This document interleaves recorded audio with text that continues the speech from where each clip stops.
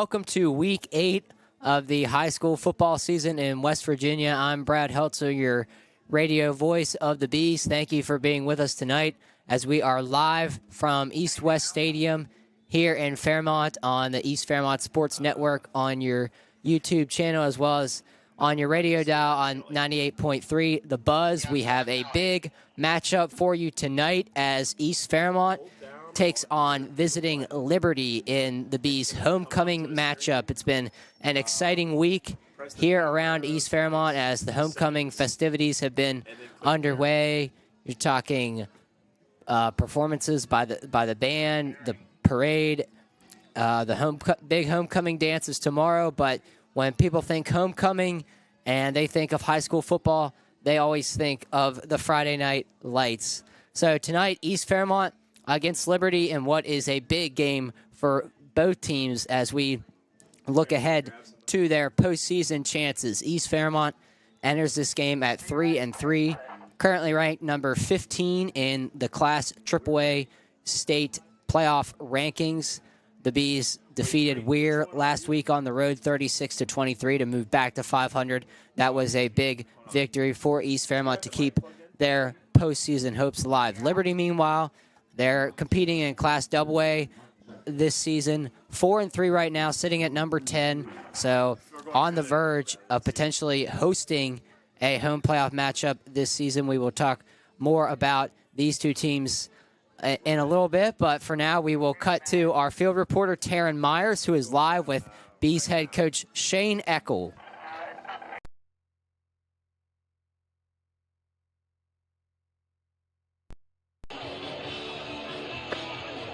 First countdown, John.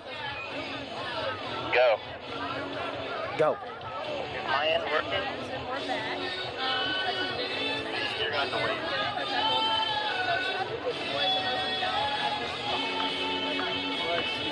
Focus on what the goal is. That's Friday night. Absolutely. And what's the key to getting a victory tonight? Is that changing something, or is that just doing what you want? Well, we got to stop the run. That's very physical.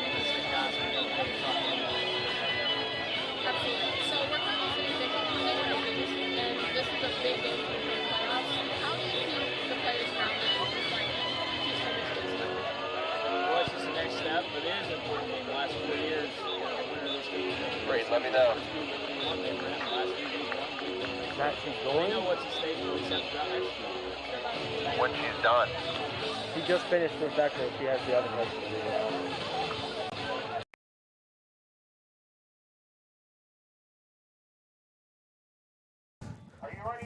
Thank you to head coach Shane Eckel for joining us for that pregame interview, and thank you to Taryn Myers, our field reporter. Tonight's pregame show is brought to you by Viking Contracting. Viking Contracting is a North Central West Virginia general contractor focused in the areas of additions, finished carpentry, electrical, kitchen and bath, decks, garages, and more. Viking Contracting serves Marion as well as surrounding counties. To schedule an estimate, you can call Ron Jones at 304-534-2473. So thank you to Viking Contracting as well as all of our sponsors here with East Fairmont Athletics. We certainly want to acknowledge them. Thank you as well to our administration here at East Fairmont to allow us to bring you these broadcasts on a weekly basis. So let's get back to tonight's matchup as East Fairmont hosts Liberty. As we were saying, Bees currently sitting at 3-3, ranked number 15 in Class AAA. Liberty, meanwhile, at 4-3, ranked number 10 in Class AA. The Bees come into this game after defeating Weir last week on the road, and that was following their bye week. So a good job by the Bees to get right following the off week last week in Weirton. That was a very back-and-forth game. We'll touch on that more here in a minute. Liberty, meanwhile, has yet to have their bye week, but they come in winners of 3 straight following a 1-3 start to the season. Their biggest victory of the season actually probably came in week 1 when they defeated what has been a quality Elkins team so far this year. They defeated the Tigers 34-33. That was in Clarksburg. Following that in week 2. They lost 36-20 at South Harrison, suffered a 41-7 defeat to Robert C. Byrd at home, played at Philip Barber, in week 4, lost that game 42-6, but 3 straight wins since then, defeating Grafton at home 42-27, then defeating Braxton County 21-6, and last week winning at Wyoming East 41-35. So the Mountaineers certainly come into this game on a bit of a hot streak. The Bees, meanwhile, will be looking to get above 500 for the first time all season. We talked about East Fairmont's performance last week, getting a big victory over Weir, really potentially the best the offense has looked for East Fairmont all season long. Rowan Kramer doing it both ways, rushing for almost 150 yards, throwing 2 touchdown passes as well last week, also rushing for 2 more touchdowns on the ground. East Fairmont as a team had nearly 300 total yards of rushing offense last week, unofficially going for 287 on the ground. As we mentioned, Kramer's big performance. Adrian Fleming also had his best performance of the season, coming up just shy of 100 yards himself. Passing-wise, the Bees accounted for 148 passing yards, giving them over 400 yards of total offense last week in that victory over the Red Riders. It was a very back-and-forth game.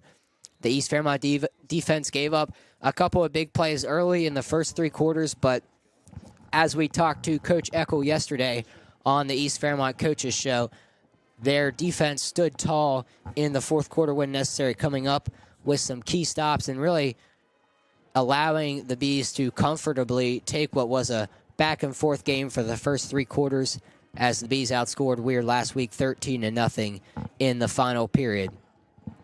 Liberty, meanwhile, won a high-scoring affair on their own end at Wyoming East, and they come in to tonight's matchup looking to spoil the Bees' homecoming. Obviously, that's such a big deal in West Virginia. High school athletics is homecoming week, and it's been a lot of festivities here. We have some special guests hopefully scheduled to join us tonight on the broadcast in the booth. Obviously, a lot of East Fairmont alumni in the stadium, be it former football players, former coaches, band members, cheerleaders. So it's certainly a whole spectacle when it comes to Friday Night Lights, the homecoming game. We will be back momentarily to talk more about this matchup, as we have about 18 minutes until kickoff. We will be back in 2 minutes here on EFSN and 98.3 The Buzz. Contracting. North Central West Virginia's general contractor, focused on the areas of additions, finished carpentry, electrical, kitchen and bath, decks, garages, and more, serving Marion and the surrounding counties. To schedule an estimate, call Ron at 304-534-2473. Viking Contracting, a veteran-owned and operated business. And Gold Graphics in Morgantown, West Virginia is your one stop for all of your local high school and middle school needs. From shirts and jackets to hats and blankets and so much more, Blue and Gold Graphics has you covered. And Gold Graphics in Morgantown, West Virginia is your one.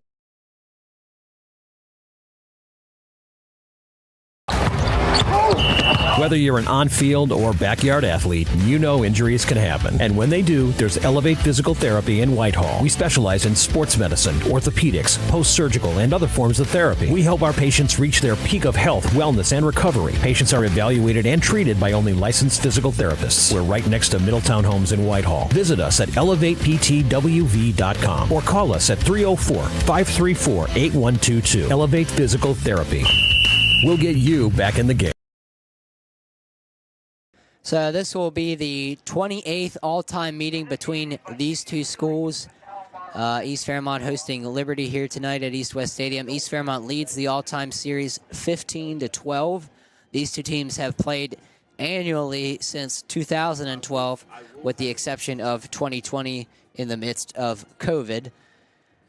That renewed a long-standing matchup between these two for much of the 80s, and East Fairmont has won the past 2 matchups, winning 55-21 last season and 48-7 in 2023. So Liberty looking to break that streak tonight as Coach A.J. Harmon brings his Mountaineers into East West Stadium, and we will go to Coach Harmon now with Tara Myers.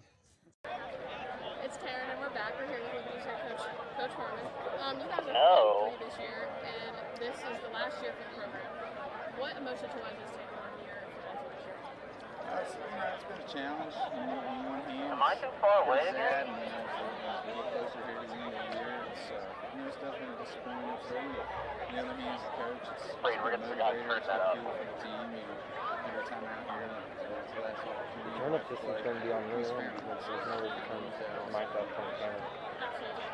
And what's the most difficult thing about covering for East Fairmont? Well, Coach Eck How do they is a good turn it coach. wide?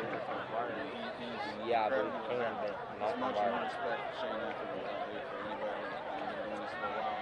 Anybody I've ever played, met, he's got an incredible coach, great coaching staff. You know, we'll be facing a lot of obviously young talent with East Fairmont also. And they're going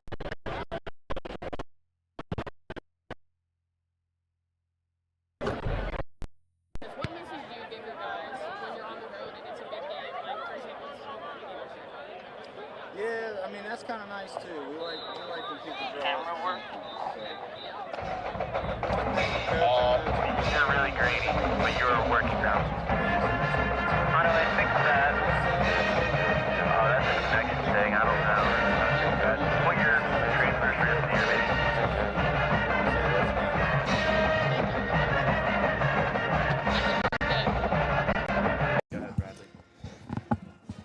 So thank you to Liberty coach A.J. Harmon for joining us tonight on the Viking Contracting pregame show.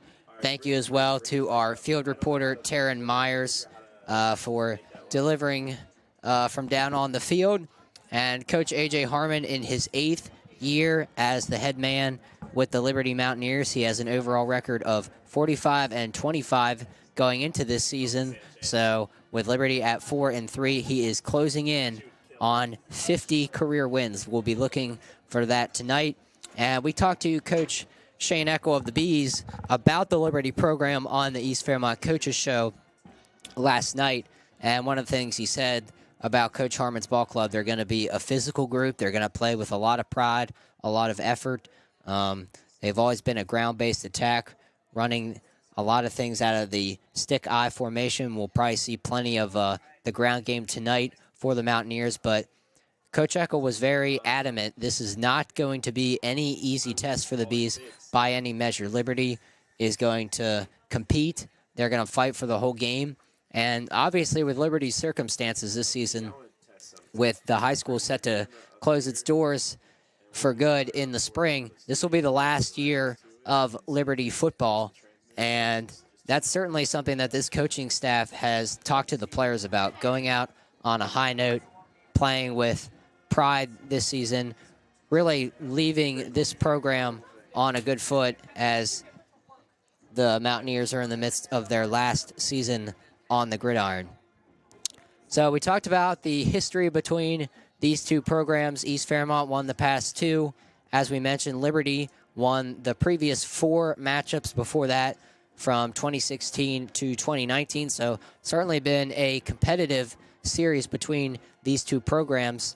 Coach Shane Eckel, meanwhile, has amassed a 2-2 all-time record as the coach of the Bees against the Mountaineers. And one of the things that he said is, they kind of looked at Liberty as a program when he first came in here in terms of building up your program, really establishing a pride within the community and a pride within the locker room.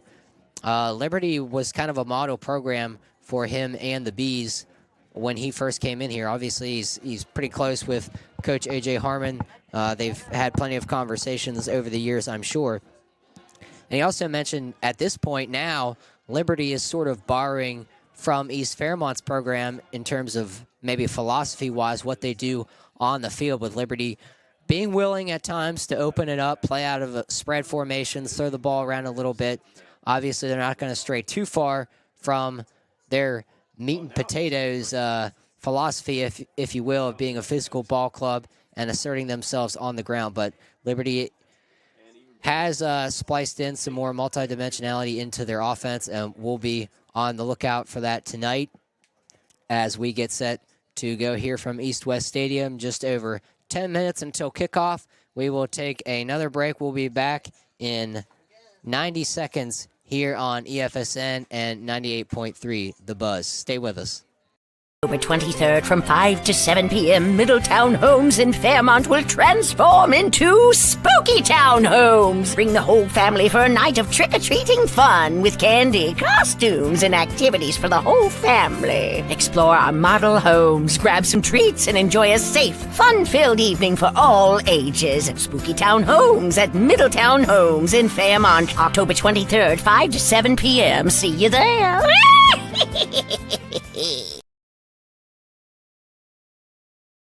October 23rd from 5 to 7 p.m., Middletown Homes in Fairmont will transform into Spooky Town Homes. Bring the whole family for a night of trick-or-treating fun with candy, costumes, and activities for the whole family. Explore our model homes, grab some treats, and enjoy a safe, fun-filled evening for all ages at Spooky Town Homes at Middletown Homes in Fairmont. October 23rd, 5 to 7 p.m. See you there.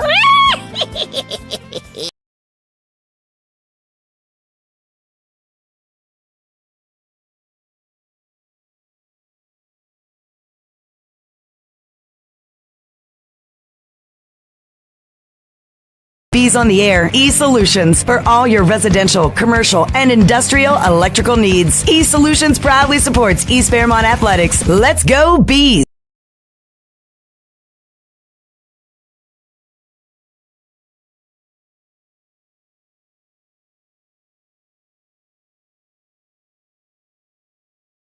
Tamana, and I'm running for the West Virginia House of Delegates. I'm not a politician. I'm a mom and a teacher. And like you, I've spent years watching special interests run Charleston while our state ranks last in everything that matters. I'm running because I believe in a better West Virginia.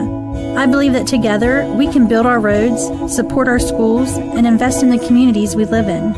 When we put West Virginians first, I know we'll stop being last. This message was paid for by Tawana for House.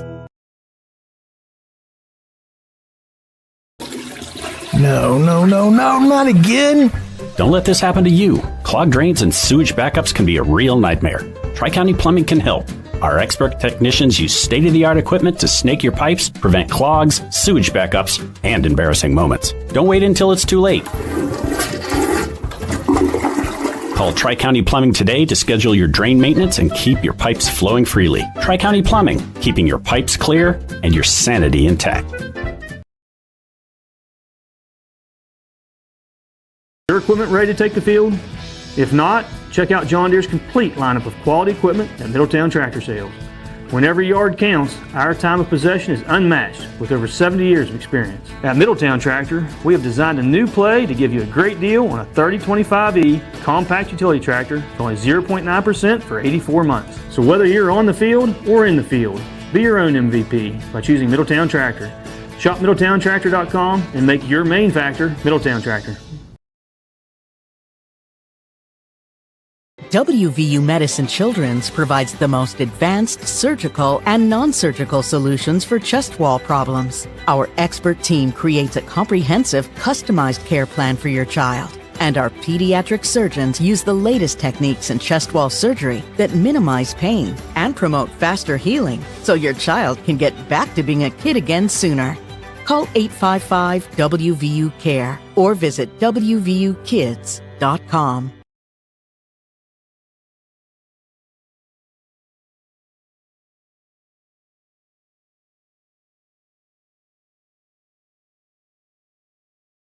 East Fairmont High Foundation is your school's nonprofit organization that provides student scholarships, teacher enhancements, and more. Founded in 1991, the foundation has raised over $1 million in support of students and teachers. Now, the foundation is supporting the East Fairmont Stadium project. A new football stadium on campus will help all of Marion County by making the East attendance area attractive for growth. Visit East Fairmont Stadium Project on Facebook for information. This message is sponsored by McCutchen Heating and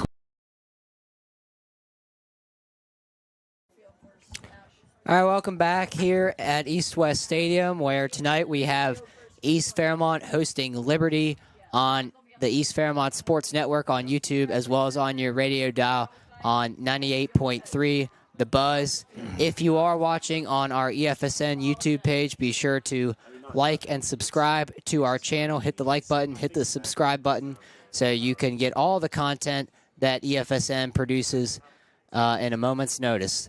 And we mentioned a couple of special guests joining us here this evening. We have one now with us in the booth, Eddie Vincent, doing color commentary with me tonight. So, Eddie, welcome. Thank you. And obviously tonight's matchup, a big one for both teams, but certainly for East Fairmont, with it being the homecoming game, always an emotional game, a big week of festivities and celebrations and whatnot, a lot going on. So, Eddie, if you can take us back maybe to your days. Let's start with your coaching days. And obviously homecoming, a lot comes with it. There's a lot of possible distractions. You got parades, dances, a lot of stuff going on at school. As a coach, did you dread or did you embrace homecoming week and that game? Well, I think you respect it, but it is a nuisance at times for Coach because of all the potential distractions. So the challenge for Coach Eckel was to keep kids focused on the game with the fun that high school kids should have this week. And it should be a fun, festive kind of week, but you really have to be able to balance the work that you have to do to prepare and then the fun from homecoming. Yeah, that's something we talked to Coach Eckel as well as senior receiver and defensive back Cole Van Gilder last night on the East Fairmont Coaches Show. And Cole said he feels like he and his teammates, their mind are in the right place. They're focused on the game. Obviously, there's so much about the dance coming up tomorrow, but he's like, Friday night, that's football night. That's reserved for football. We'll worry about the dance after the game's over and all that stuff. Yeah, these guys aren't thinking about a dance right now, but it's just the preparation of the week and the parade and the time that potentially could come away from practice and prep that they're not thinking about the dance now, but the whole week is a challenge. And for you as a player, I mean, take us back a little further from your coaching days to your playing days. What do you remember about homecoming? Just, I guess, how special it was and what it was like to take the field on Friday Night Lights for homecoming week. It is special, and of course, my senior year homecoming was 1987. So I wasn't going to say it, Eddie. I was going to let you do it. I'll say it, and I hear some laughing there, but it's been a while. But I do have great memories of high school, and East Fairmont High School has always been a special place for me. That the 80s was a great time at East, and I do remember the homecoming festivities, and then you always remember the East-West game and the North Marion game. There's always things that you're going to remember, but this is one of those games you will remember.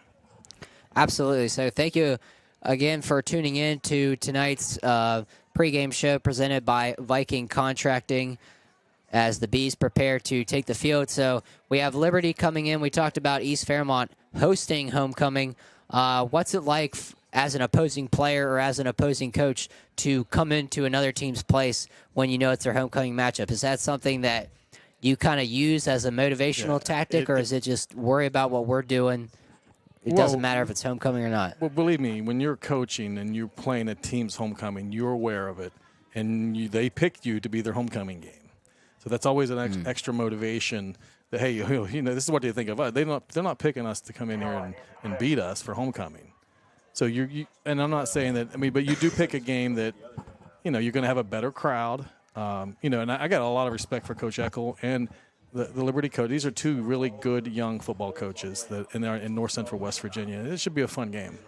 Absolutely. So Liberty taking the field now as East Fairmont will be set to go here in a bit. While we have a moment, I do want to acknowledge our sponsors as the captains get ready to head to midfield for the coin toss. So thank you to our gold sponsors, Elevate Physical Therapy, Blue and Gold Graphics, the East Fairmont Foundation, and Viking Contracting, who is also our pregame sponsor every week.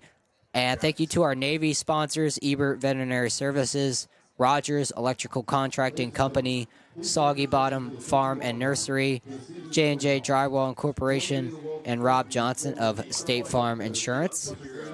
Thank you to our two white sponsors, Mansion Injury Law and Vallejo Medical PLLC. And finally, thank you to our gray sponsors, Alaskes, Bennett & Dobbins PLC, Certified Public Accountants, Pediatric Dentistry of Morgantown, Fairmont Theaters, and the Parmar Oil Company. And as we take the field, we have a special guest, Gary McCutchen, in the building here at East West Stadium. When you talk about East Fairmont athletics, East Fairmont football, Gary McCutchen's name always comes up. No matter who you talk to, no matter what time period, you always hear stories about Coach Gary McCutchen, who served 2 stints here at East Fairmont as the Bees head coach. He coached at East from 1965 to 67, and then coming back to coach the Bees again from 1980 to 1993. Over that period, as East Fairmont head coach, he amassed 89 victories, which stands as the most in school and program history. So obviously a icon here on the east side of Fairmont, Coach Gary McCutchen. Eddie, do you have any memories of, I got a lot, of Coach yeah. McCutchen? I'm sure you do. Well, Everybody he was does. my football coach and my track coach and my weight room coach and one of my teachers. I mean, knew him very well at the time, and I was able to see him tonight for we had a little get-together for his 91st birthday, and had a lot of memories, a lot of former players. It was a great night. 91 years, so Yeah. I guess you made it easy for him when you were playing. That's what allowed him to get to Well, I can tell 91 you at this point. everybody will tell you this. When I was a player at East and he was my coach, he was in his 50s at the time, and he would run with the team. So he would run a 5-mile course, and he would beat half the team. And ironically, when he was my coach, he's my age now. So he would run, he would catch you. Those guys that were, like LD will be up here later, but those guys would follow you around, make sure you weren't cheating, the assistant coaches and stuff. But we had a great coaching staff. We were all always well prepared, and Gary McCutchen was the reason for that. Did LD do the 5-mile runs too? No, he drove the car, making sure that we weren't cheating. That sounds. Steve Rodriguez, Vic Steve Securo, LD. Those guys were the ones that Gary White, Coach McCutchen would send those guys out, making sure that nobody was cheating on that course. Absolutely, great guys, great football coaches, and I got nothing but good memories about playing at East Fairmont in the '80s. Yeah, for sure. Coach McCutchen, obviously a legend around this area. We want to thank him for all that he's done for East Fairmont football and East Fairmont athletics, as well as his impact on the local community here in Fairmont. Certainly a living legend, and just a teaser. We might actually get Coach McCutchen on the broadcast at some point this evening. So he said he's stay coming tuned up for that. So as we get ready for kickoff here, it will be the Bees receiving the opening kickoff as Liberty prepares to kick this one deep. So we are just about set to go. As we said, a big matchup tonight with East Fairmont at 3-3, currently ranked number 15 in the Class AAA state playoff rankings. Liberty, meanwhile, sitting at 4-3 and number 10 in Class AA in the state rankings. So we are set to go here tonight from East West Stadium. Gavin Murphy back deep for the Bees. And we will see if Liberty dares kick it to him. A lot of teams have avoided that. They are kicking it deep. Murphy is going to get a chance to field this. Runs up to take it at the 15. Now he's trying to find the edge, and he's got some space down there. He's going to take this out to the 40, so a good run back there by Gavin Murphy to set up sophomore quarterback Rowan Kramer and this Bees offense with quality field position on their first drive of the game. Couple really nice blocks on the kick return for East.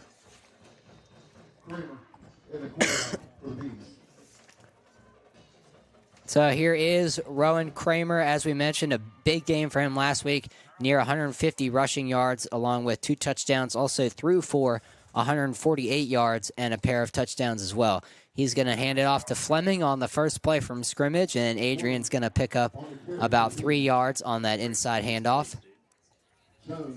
On the tackle for the Mountaineers. Of course, you also realize this is the last time we're ever going to play Liberty, East Fairmont. Absolutely. So East Fairmont leads the all-time series 15-12 in this matchup. We'll see if they can get that to 16-12 this evening, but an emotional season overall for Liberty, as it's the final one in program history. Here's Fleming again on the call, and he's going to make this third and about 4 coming up here, following that 3-yard run. So back-to-back runs by Fleming to start this, and we talked about last week his best performance of the season, at least in terms of his raw rushing totals, as he had 95 rush yards on 17 carries last week.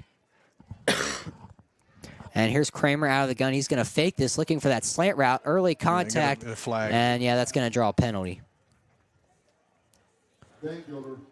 So our first flag of the game is going to be a pass interference on Liberty that's going to give East Fairmont the first down of the game, coming on that 3rd down play.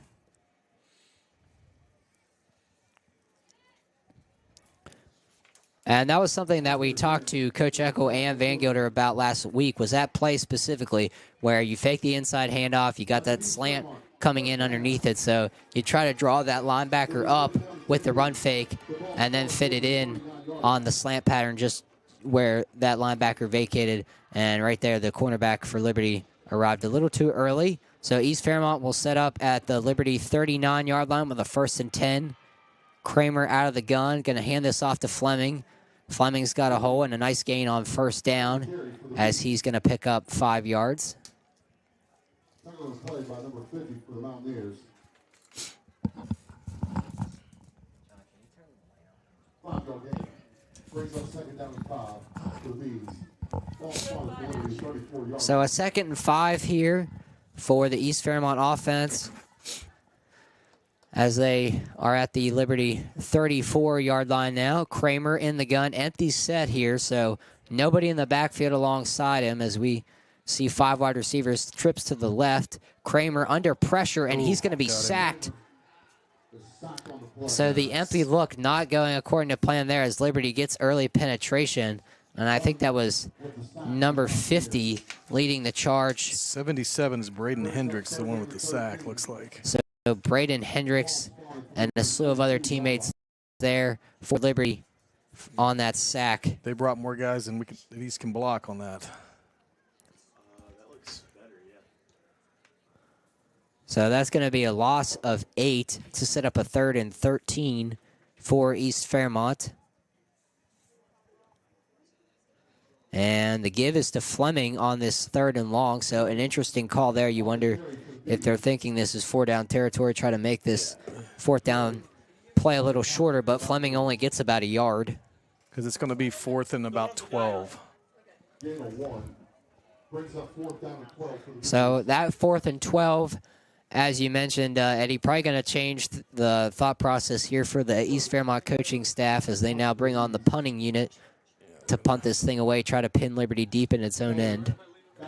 Yeah, a little risky if you go for it here and don't make it and give them that good a field position, but and they got a penalty there too, so they're going to back up 5. So we'll see who this penalty. I don't think they drew Liberty, but maybe that's what happened. That might change their plans too if they did. Absolutely, that could loom as a big penalty if it is on the Mountaineers. And here we do see Coach Eckel now sending in the now you might as well go for it offense, because now you're going to be 4th and 7, and you're going to, if they don't, the ball's on the 36. So that makes sense now. Yeah, so we'll see if this looms large one way or the other. It could set up Liberty with better field position than expected, or the Bees could obviously continue this first drive of the game. Either way, when you have a punt unit on the field, you don't want to give the offense another chance, and that's what Liberty's done here. Kramer back to pass. He's going to throw this ball deep, and he's got a man out there. We'll see if he got the feet in. He did. A nice catch on that play by River McLean, the sophomore, with a nice catch on the far sideline. Yeah, and that's a tough throw and a great catch. And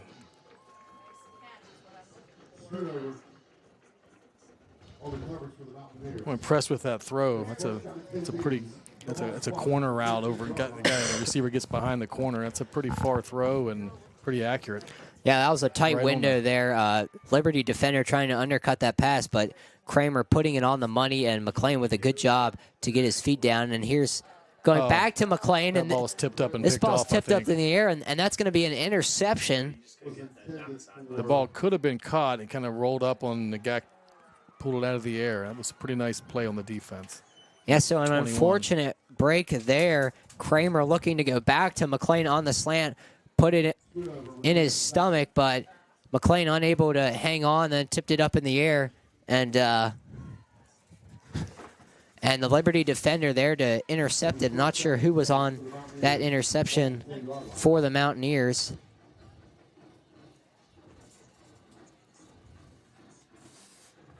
I believe it was number 21 for Liberty, Noah Schoonover, with the interception.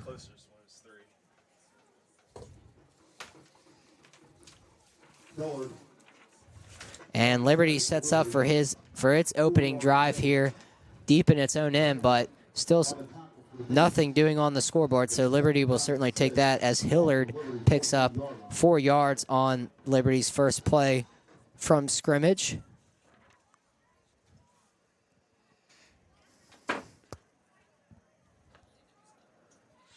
And here's Hillard again getting the call on second down. Going to be no gain here. And we mentioned we get Coach McCutchen up here as a very, very special guest coming in early. We were expecting a halftime entrance, and Coach McCutchen ready to go here with 7:22 in the first quarter. So thank you. Welcome to the show. Coach McCutchen, obviously a legend around these parts. Welcome. Well, thank you so much. I'm not really a legend, but I'm an old coach.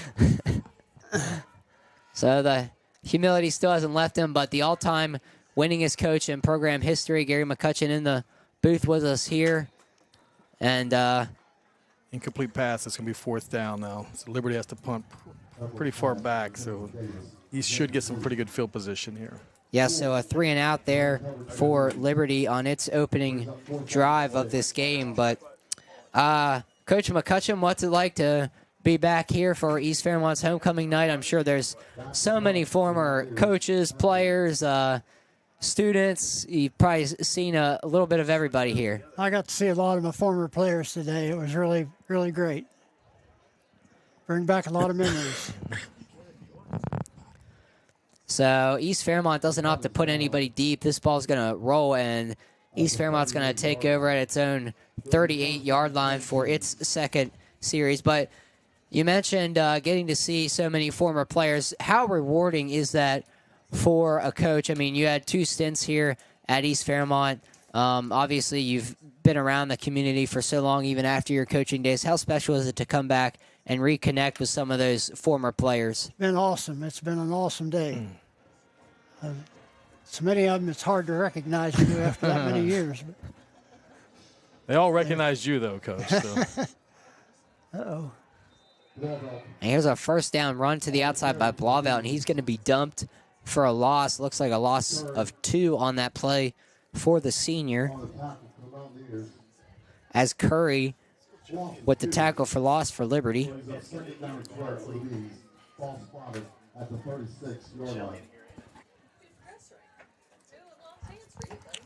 So that's going to bring up a 2nd and 12 for East Fairmont. Ball now at their own 36. Kramer in the gun. He's got trips receivers to his left with the ball stationed on the near hash here. Here's Kramer throwing to that trip side. That's Anthony Corwin on the catch. And he's going to get that first down yardage back and more, as he's going to get about a 6-yard gain on that completion. Kramer throws the ball really well for a sophomore. He has a nice arm. He has a good arm. Good, strong arm. I noticed he threw that, I don't know if you got to see the play earlier, he threw the corner route. Really good arm for a 10th grader. East Fairmont's we've been fortunate at East Fairmont to have guys that can throw the ball in the history of the school. We have, yeah. Absolutely. Recent graduate Ian Crookshanks, of course, breaking about every passing record here with his 4 years with the Bees, and Kramer trying to run up the middle on 3rd down there. He's not going to get anything, so East Fairmont's going to have to punt this away after a 3-and-out of their own. We were talking earlier, there's a history of good quarterbacks at East Fairmont. And You we have had. You coached some of those guys, and they're really going back to the history of the school. There's always been a pretty solid talent level for quarterbacks. Absolutely, yeah, there have been. Who were your best ones? Do you remember? Well, it's kind of hard. It's kind of hard to say. It put you on the spot like that. Yeah. But I mean, I heard all There's been kind a of lot of names. A lot of them, right? Yeah. The ball spotted at Liberty 13-yard line. I played with Jamie Robinson, who was a good quarterback, but I remember when I was a little kid watching games, Tommy Marone was the guy that we always thought was a really good quarterback. And Tommy had a great arm. He was strong, physical, but he didn't have good speed. But he. And I saw Art Gwynn tonight, right? Your play, Those guys that I remember playing quarterback. Here's a first down run for Liberty. Heflin going to keep it himself, try to get to the edge, and he's going to have a good gain on first down, a pickup of 8 on that play. Heskett on the tackle for the Bees. So, Coach, obviously, you coached a handful of homecoming games at East Fairmont. Does anything sort of stand out? Any specific homecoming games that you remember during your 2 tenures here as East Fairmont head coach? Well, anytime we beat West Side was a good time. That happened a few times. 1987 was one of the best ones. In the 60s, 3 years in a row. Oh. And Heflin attempting a deep pass. Kramer there to break it up. Nearly intercepted, and talked to Rowan after the game. He'll probably tell you that probably should have been intercepted as he played that ball perfectly, but unable to reel it in for the Bees.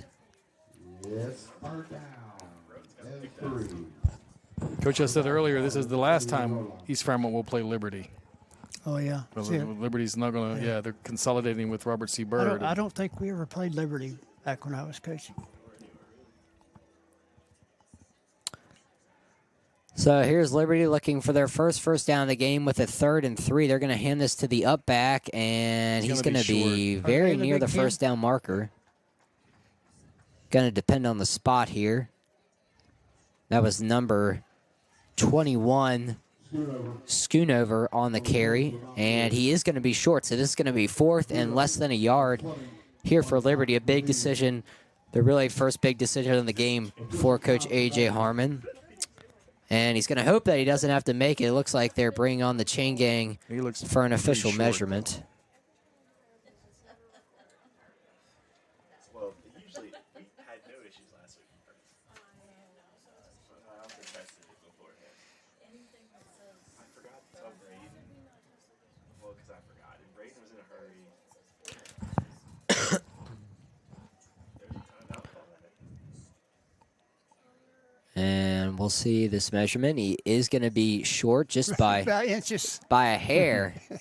Yeah. That would be tempting to go for, but you're really in a tough spot there if you don't make it. You are.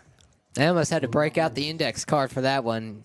One advantage they have is they're an under there. center team, and everybody now is in the shotgun all the time. But Liberty is an under center 3-back offense, Coach, so that might give them a little bit of a more comfortable decision to make instead of being in a shotgun. And I would definitely go for it. I think he's going to. So Coach still willing to take some chances up here in the booth as he celebrates his 91st birthday. And it looks like Liberty is leaving their offense on the field. So, but see, they'll be under center. One of my pet peeves is watching even college games, and it's 4th and half a yard, and they're in the shotgun. Mm-hmm. And they got to sneak it or give it to that fullback. Heflin is going to sneak it, and looks like he's going to have it. Getting just enough for the first down, it appears, although. But, Coach, if you're a shotgun team, convinced. it's hard to get under center in those spots, and they're not used to taking that snap, but Liberty's used to that, so that's a little bit of a plus for them in that situation. You need to practice it, if you're going to use it. Most of these shotgun teams now do not have they don't even practice getting under center and taking a snap. Yeah, that's a mistake, really. So Liberty with their first down of the game, now at their own 24-yard line. And here we see them in the shotgun. That's Heflin in a bit of a pistol look. The handoff is going to be to Hillard, I believe. He's not going to have much, a gain of a yard or two. Scoot over. On the carry for the Mountaineers. Biggie. Hayden Biggie on the tackle there for the Bees. Liberty. Who do they consolidate with? Robert C. Bird. Robert C. Bird. Yeah, so the last year of the program for Liberty, Coach A.J. Harmon and the Mountaineers trying to make it a memorable one. Right now sitting at 4-3 on the season, ranked number 10 in Class AA. Obviously, if the Mountaineers win this one, it would go a long way toward them potentially hosting a playoff game, which certainly would be a special moment. Here's a screen pass, and it looks like the back got hung up, or not sure where the intended target was on that one. I think they were trying to get it to Schoonover, but no one in the area there. Just the left tackle was the only one in the area. Yeah. I'm not sure that was a legal play. But I doubt it. doesn't look, Coach, that didn't look right. I don't think he can be down the field He like was that. downfield, way downfield. So here's a 3rd and 9 for Liberty at their own 25-yard line, as the Bees look to force a second consecutive punt to start this game. And what Liberty doesn't like is getting in 3rd and long situations, and they're not even getting lined up right because they're just not used to doing that. They're going to roll Heflin out, and that's a tough rollout, rolling to his left, throwing back, He but did make the he catch. finds a man, and that's number 2, Hillard, on the catch. So he just kind of lobbed one up there. Hillard going up to grab it here on the near sideline, and Liberty has another first down. That was a Hail Mary. Hillard's a pretty good football player. He's a little undersized, but he's making plays. That's going to be an 11-yard gain as Heflin has his first completion of the night. So Liberty now out to the East Fairmont 36-yard line. And Coach Eddie brought up a good point about how much the game has changed, how you see all these shotgun looks now, so many spread formations. That's changed so much, obviously, since your day. When you watch football now, I mean, how much of a contrast, how much of a difference is it compared to the days back when you coached? Well, you don't have the deception that you had then, because you could do a lot of pivoting and faking, but now you don't have that. Yeah, right. With that kind of an offense. The other thing I noticed from a defensive standpoint, and this is just in the last 15 or 20 years, nobody uses fullbacks and tight ends anymore. So when you play a team that has a good fullback and good tight ends, it's hard to defend that because you're not used to practicing against that, or 2 tight ends or something. It changes your defense, and most of these defenses are built to play like 7-on-7 now, where they're defending the spread all the time, and that's the college influence on the high school game, and that's what everybody's doing now. So when you find a team that is old school and can run the ball, it's a tough task because you're not used to playing like that. That's what I'm seeing just in the last – and I got my last year of coaching was 2014. And just in 10 years, I can see the game has changed a little bit like that. Yeah, that's a great point, Eddie. I mean, we've talked to Coach Eckel before about what it's like to prepare weekly playing in the Big Ten Conference, where you have teams that have taken up that spread look. Obviously, Fairmont Senior, North Marion, 2 right here in Marion County that go with a lot of spread looks, but then you still have Bridgeport's Who's single teams wing, like Liberty, which is, Lewis County. You don't ever see that anymore, right? Very Lewis County's running the same system when they ran when I was there, which is wing T and old school 5-2 defense. You just don't see that anymore.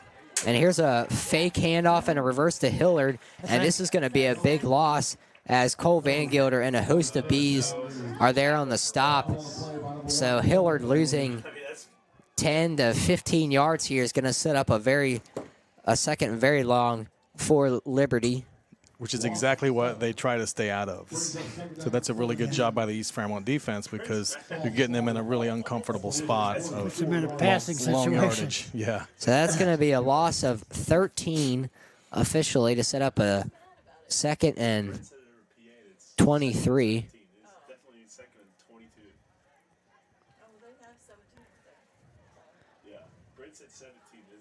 Yeah, they're going trips formation over here in the shotgun. It's not something that Liberty's used to doing. And we have a penalty marker coming in here. Looks like a false start, so it's going to be a second and very long now for the Mountaineers. 2nd and 28. Second down and 23. The ball spotted at the 18-yard line. Brent's mad. It's so jacked up over there. Fairmont seniors up on Elkins 21 to nothing very early. Oof. So that Fairmont senior team across the way, obviously a great start to the season for them, ranked number 1 in Class AAA. We'll see them here in a couple weeks for the annual East-West game. Here's Heflin. There's a block in the back or a hold on Liberty. It's coming back. Yeah, 15 yards back. A good call there, Eddie. They finally get some momentum as Heflin breaks the pocket, gets some positive yards, and that's going to be a penalty over on the far sideline. That's probably going to bring this ball back even further. That was an easy one for him to call because it was right in front of him. So. It's not the tripod. It's the user. It is that. Yeah, you got to back him up more, right, Coach? Yeah, a few more yards. So we're gonna have what, like a 2nd and 35, Coach? What was the playbook call for a 2nd and 35 here? I don't think there's a play for that. Coach ran a pretty good draw. That's a pretty solid play. Or draws and screens is what I like in these spots because they're going to bring some pressure. They're going to bring some blitzing Eastwell. So because of where that penalty occurred, it's really gonna. It would depend on your be the quarterback. same situation. Whether I wanted to.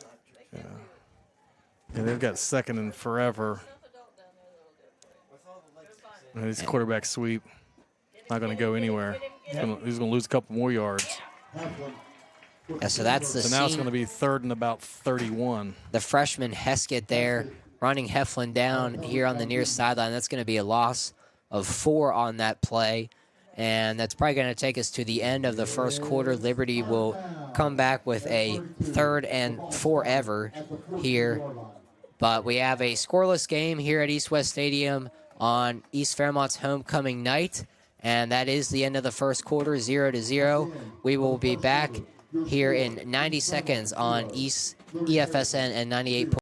Jennifer from Triple S Harley Davidson, West Virginia's premier Harley Davidson dealership, offering a full line of Harley Davidson motorcycles, all the accessories needed to customize your ride, and a huge selection of apparel and collectibles. But we are more than just a dealership. We have events going on all year. From chili cook-offs to concerts, demo days to bike nights, there's something for everyone. Visit our website at tripleshd.com for inventory and event information. Then come ride with us at Triple S, exit 155 off I-79 in Morgantown.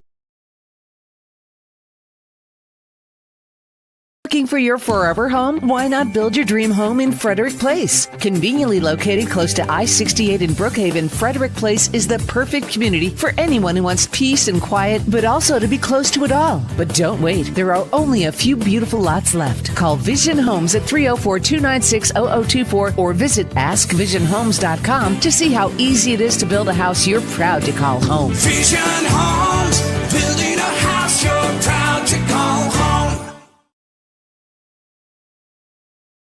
Rules and limitations apply. Rates, rewards, and restrictions may vary by account. Contact institution for details. Tickets, popcorn, and sodas. That'll be $35. Cash or debit? Debit! I mean, I'd like to use my debit card, please. Can I do it? Okay. All right! Swiping now! What if paying with your debit card was always this exciting? Kasasa Cashback is a free checking account that pays you for everyday debit card purchases every month you qualify. Plus, with ATM withdrawal fee refunds nationwide, that's a lot of extra cash to spend on whatever you like.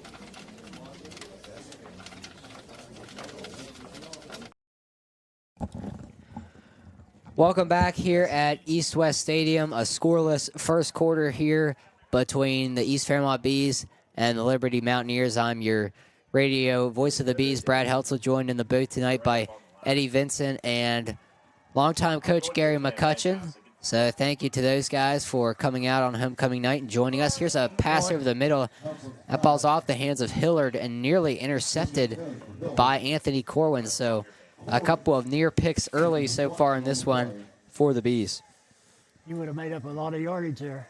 So they're going to have to punt again. Last time they punted, East almost blocked it. So I would not be surprised, Coach, if they don't come after it again.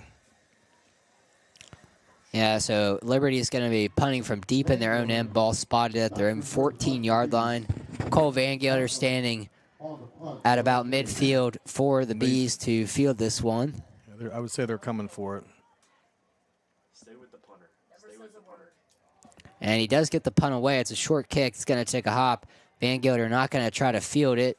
And actually worked out pretty well for Liberty with the roll. This is going to set up East Fairmont at its own 43-yard line to start this drive. It's great field position. Yeah, still good field position, obviously. The defense for East Fairmont doing its job thus far, forcing 2 Liberty punts. Both Liberty drives starting deep in their own end, starting at their own 10 on their first series, their own 13 on that pass one. East Fairmont, meanwhile, takes over with their best starting field position of the night at their own 43-yard line. Kramer in the gun with, I believe that's Fleming to his right. Not sure who's in the backfield there for the Bees. They lost the ball. Liberty recovered on the 42. Wow. So that's a tough big that's the play second there. East Fairmont turnover. Yeah, so Fleming coughs it up, and that's going to be a fumble there. So as Coach Vincent said, second turnover of the game for the Bees, going to set up Liberty in prime position here at the Bees 42. So, I've been out of coaching for 10 years, but I still check scores on Friday night. So I got West over Elkins 21-0, Bridgeport over Preston 22-0. And Robert C. Byrd over Philip Barber 6-0. Of course, I usually have a special interest in the Philip Barber games. Absolutely. So, in case you didn't know, Eddie Vincent is currently the superintendent of Barber County Schools. Probably the only superintendent on the high school football radio on Friday night. I almost bet on that. And I know the other 54 of them, and I'm pretty sure I'm the only one that's going to be on a high school football radio show. Versatile man. Tell him, Coach, Friday nights are tough. It's one of the hardest things to do is to win a football game. So here's Hillard getting the edge. He's going to have a first down. They got to set the edge better, or number 2 is going to have a big night. Better job.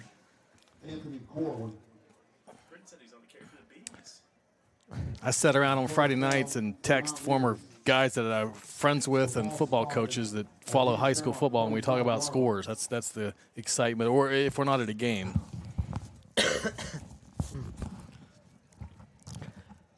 Yeah, and certainly the statewide coverage, we appreciate everything we get there. Metro News does a great job, and we try to update you on games as we can here at EFSN. Here's Heflin. Play fake rolling out. This ball's tipped. Never made it to the intended receiver.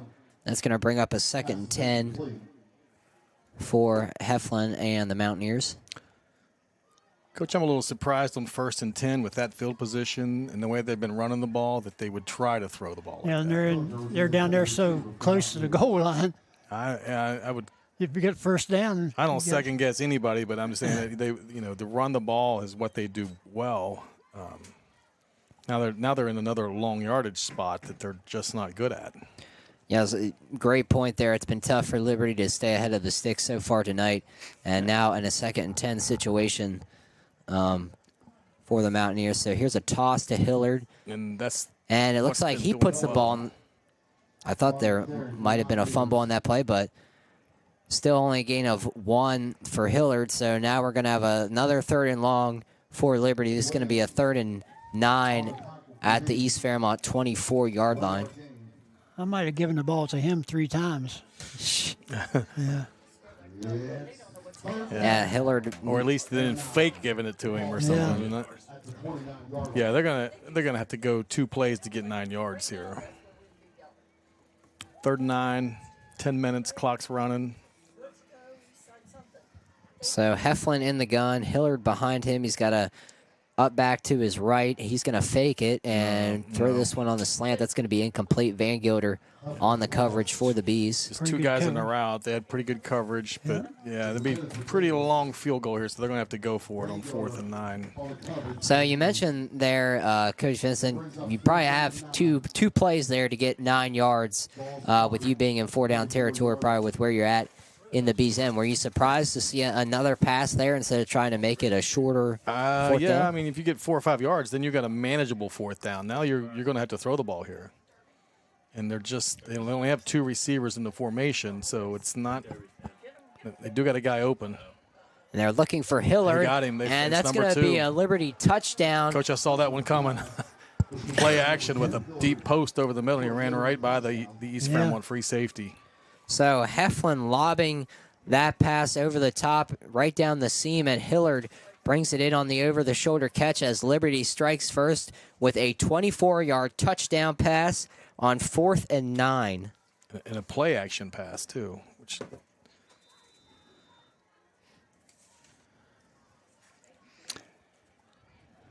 So Liberty will try to add the point after attempt here, but the Mountaineers striking first, taking advantage of that quality field position following the East Fairmont giveaway.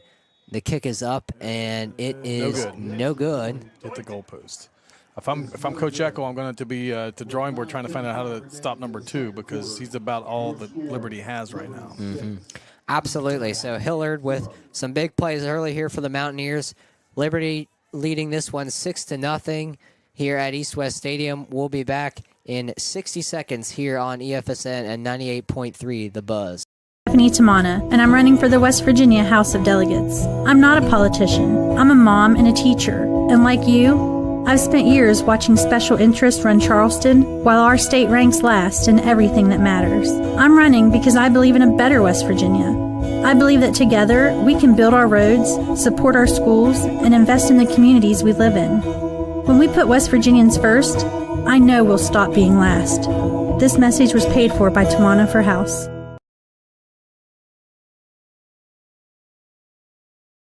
The kids showered and off to school, husband's off to work, time for a nice hot bath. Ah! Cold water! Don't let a cold bath ruin your day. Tri-County Plumbing is here to help. Our expert technicians can install a new hot water heater so you can enjoy a warm and relaxing bath whenever you want. And our team is dedicated to providing fast and reliable service. We serve Mon, Marion, and Preston counties, and our team is dedicated to providing fast and reliable service. Don't wait any longer. Call Tri-County Plumbing today or online at tricounty-pc.com. Tri-County Plumbing, keeping your water hot and your day relaxing.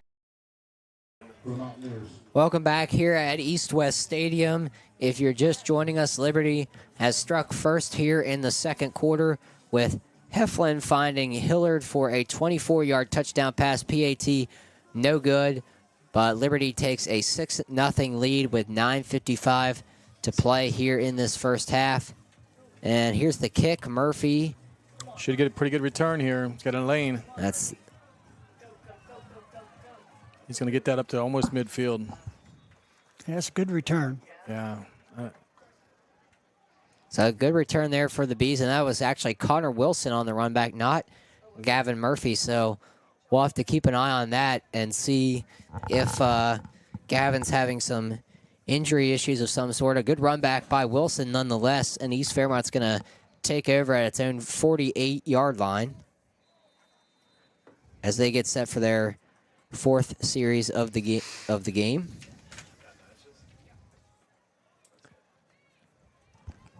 And Kramer in the gun. Corwin going in motion from left to right. Here's the give to Blauvelt off that motion. And Mason's going to have a good first down run. Gain of about 7 yards on that play.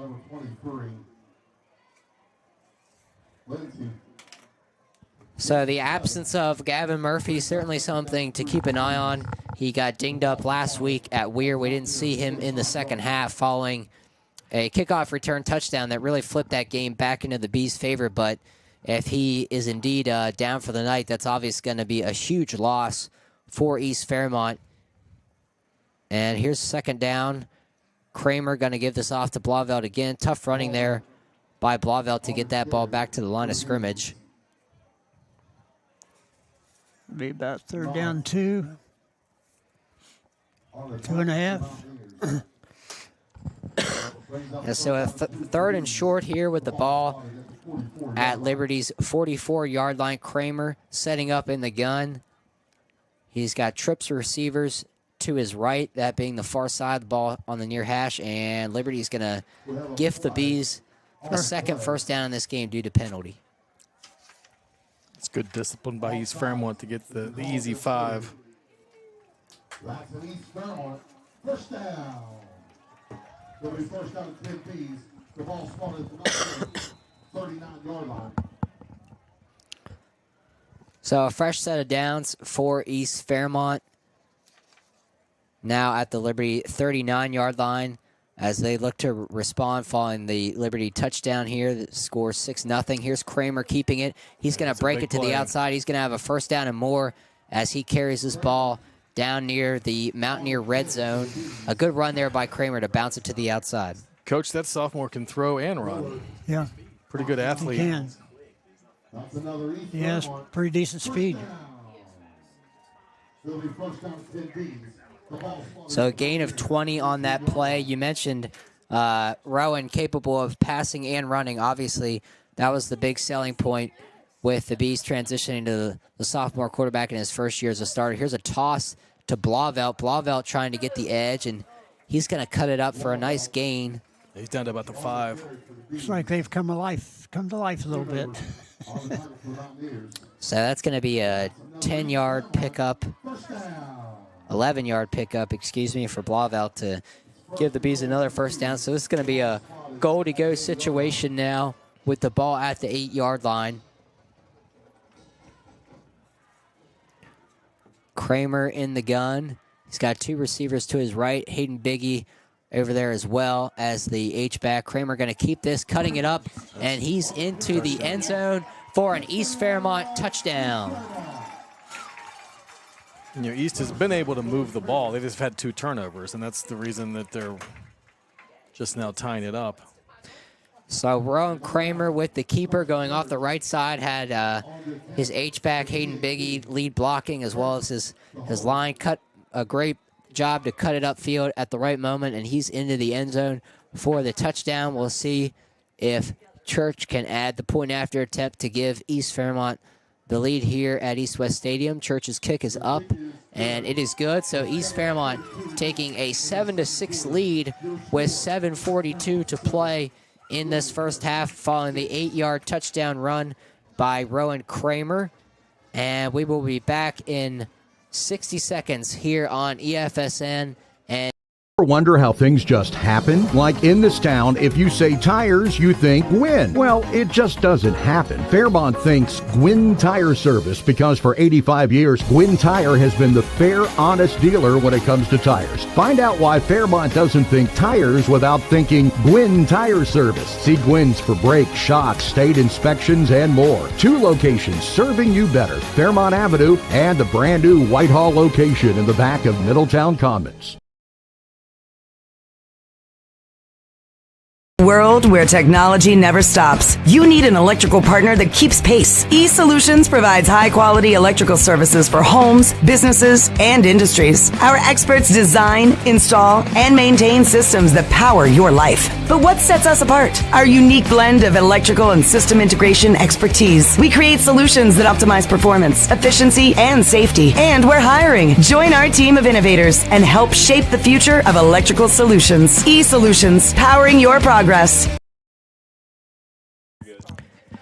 Welcome back here at East West Stadium. I'm Brad Heltzel, radio voice of the Bees, joined in the booth tonight by Eddie Vinson and Coach Gary McCutchen. And East Fairmont has just taken its first lead of the ball game at 7-6, following an 8-yard touchdown run by quarterback Rowan Kramer and the extra point try by Carson Church. East Fairmont has an edge in the kicking game, I believe. Yeah, so Carson Church, a major asset for the Bees from that kicking spot. Got a heck of a leg on him. He missed 2 games earlier this season for the Bees, and that loss was felt, especially in the field position game on these kickoffs and whatnot. So the Bees obviously thankful to have him back healthy. And Liberty will take over at their own 28-yard line to start this drive.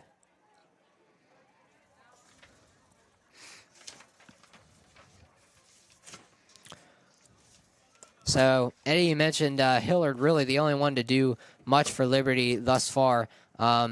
for both of you guys, put on your coaching hats for a second. So they're obviously moving Hillard around a lot. We've seen him in the backfield. We've seen him split out wide. They've ran a reverse to him.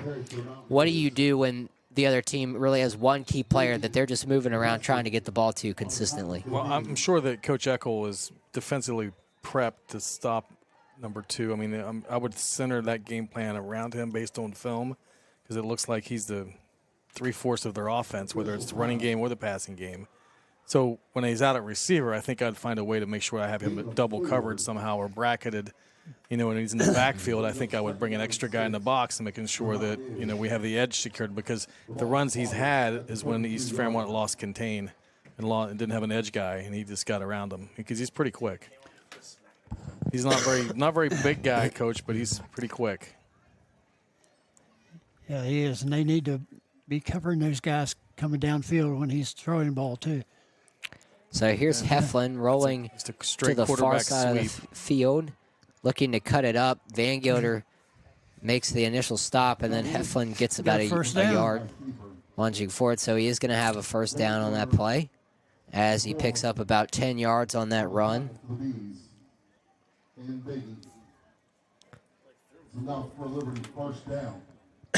So Liberty out to its own 42-yard line with 6:45 to play here in this opening half. East Fairmont leading this one 7-6. Liberty looking to take the lead back with a second consecutive scoring drive. And we see Hillard out to the far side now in the slot for the Mountaineers. Here's the handoff. That's Schoonover. On the carry for the Mountaineers.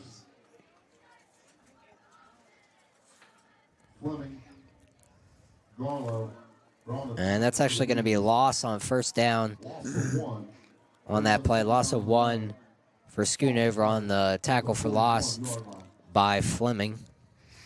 Their quarterback's definitely their biggest threat. Yeah, so those obviously the two guys coming in. We talked to Coach Eckel, and he said, Heflin, the quarterback, and then Hillard, the running back, the two main threats for Liberty. And so far, they've done pretty much everything offensively in this one for the Mountaineers.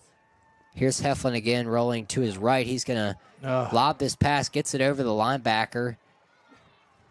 It's a fullback completed.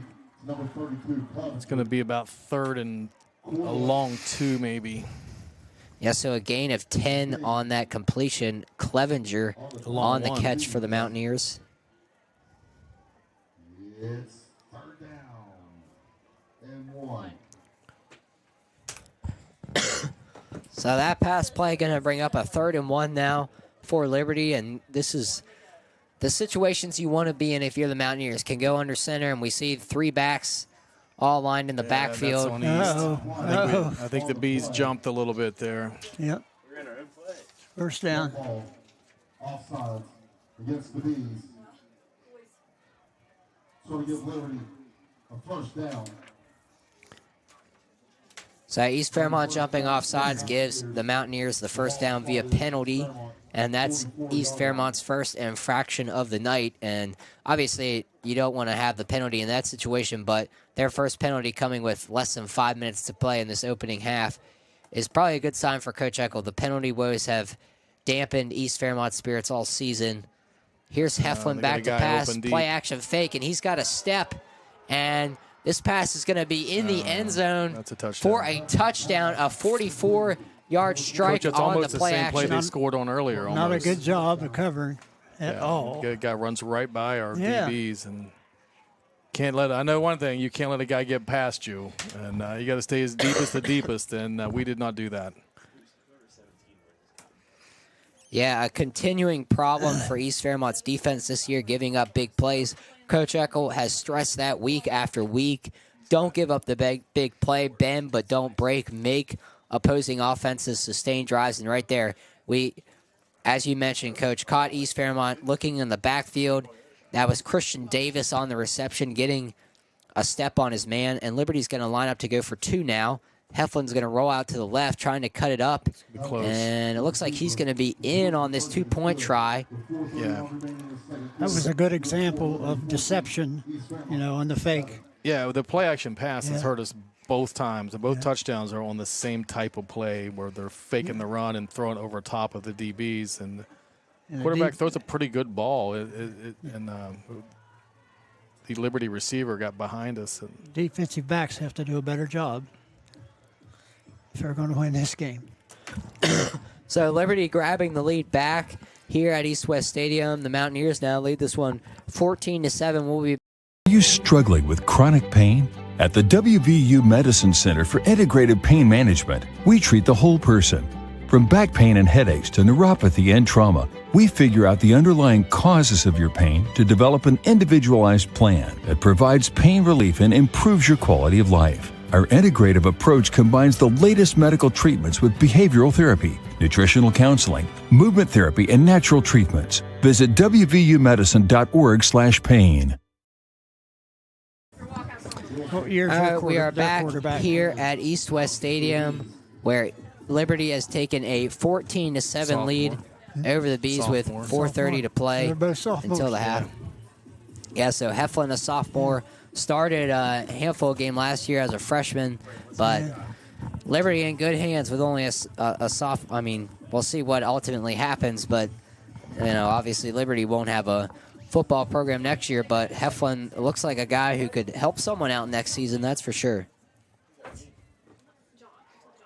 That's a problem. This ball scooped up off the turf, and I believe that's Wilson. About the 23, 24-yard line. East gets the ball. 4 minutes, 25 seconds to do it. On the tackle for the Mountaineers. So before first down, 10 for the Bees. So East Fairmont will take over here, trailing this one 14-7, 4:25 to play until the half. Both teams, East Fairmont with all 3 timeouts remaining, Liberty with 2. Well, they're definitely playing the run. Yeah. Yeah, Liberty with a lot of men up in the box, and Kramer's going to escape it and more as he turns the corner. It looks like there's a flag down. That's been our best play. Thought I saw a flag. Maybe I didn't. There's a lot of yellow in the stadium tonight. A couple of the East Fairmont coaches donning the yellow look, and East Fairmont's pants as well, yellow. At least nobody's got yellow shoes on. The Bees got the neon green, a couple of them, but no yellow shoes, thankfully. So that makes things a lot easier. Yeah, it looks good now. And Kramer in the gun, this ball on the right hash. And he's going to give it to Fleming. Fleming trying to find some room. He's going to gain about a yard on that first down run. Coach, these East Fairmont colors were different when you were coaching a little bit. A little darker blue back then, and the yellow was more of a gold, right? It was more of a gold, yeah. The Vegas gold. John Bowman up here in the booth. He's sporting the Vegas gold tonight. There we go. It was even different than that back in the 80s. It was a darker gold, I think. And much darker, yeah. This is my favorite hoodie. We need to pull out some retro unis one of these days. Throwbacks. Yeah. Yeah, this quarterback, Liberty's not doing a good job of stopping the East Fairmont quarterback. Both quarterbacks are the biggest threat. Yeah. So Kramer on that quarterback keeper, he's going to pick up 16 yards and an East Fairmont first down as he moves the ball to the Liberty 36-yard line. So a number of big runs by Kramer tonight, 13 yards on his last carry, now 16 yards on this one. And he's up to 37 yards now on the night on 6 carries for the Bees. And Kramer's going to fake this one, throw out to the near sideline. Van Gilder on the catch. Short gain on the play. He had a lot of room on that play for a run to the right if he had taken it. And I think they're doing I think Coach Eckel teaches RPOs and stuff, so sometimes you don't know if that play is going to be a run or a pass when it's called. Yeah. That's another thing that's changed in the last 10 years because nobody did that even 10 years ago, and now everybody seems to do that. Yeah, for sure. Obviously, the run-pass option game has made its way throughout football. And here's Kramer taking a shot. He's got him. And this is going to be hauled in. No, now the official waving incomplete. Coach, I'll tell you what, he throws the ball well. Looked like Van Gelder unable to control the catch all the way through. Yeah, it's a very, very good arm. A great throw by Kramer put it on him, but Van Gelder couldn't complete the catch as the Bees just missed. Looked like he had it. I couldn't see what happened, but yeah, unable to tell if the ball just slipped through his grasp or a Liberty defender made a play on the ball. I mean, it was a contested catch situation there for Van Gelder. Coach, good play call too. It was 2nd and 5, and then it was an out and up, so they pump faked the out and threw the up, and it was there. There's another penalty on Liberty. Yeah, nice play by Hillard on that last incompletion for the Bees. He got in there. Got to tell those defensive linemen, Coach, to key the Give ball. him close first down here. Yeah, stop listening and just watch the football. Got the first down. So Liberty with another penalty. Their 6th penalty of the night gives East Fairmont a first down with the ball now at the Mountaineers' 26-yard line, excuse me. To that right side there. Here's Kramer in the gun. He's going to keep it, now cutting it back, and he finds some room. A couple of nice jump cuts there by Roland Kramer as he finds a bit of space for a quality 6-yard gain on that first down run. 7 officially for Kramer on that play. He's going to set up a 2nd and short. Have the Bees using timeouts yet? Now East Fairmont still with all 3 timeouts remaining as we have 2. Coach will have to start paying a little 20 to play. See what happens here, but he's going to be right around the 2 minutes at the end of this play. Here's Corwin in motion. The give is to Fleming off of that motion. Tough running there by Adrian Fleming as he gets a nice gain and another East Fairmont first down. It's a good hard-nosed run by Fleming. Lindsay on the tackle for the Mountaineers. That's enough for another East Fairmont first down.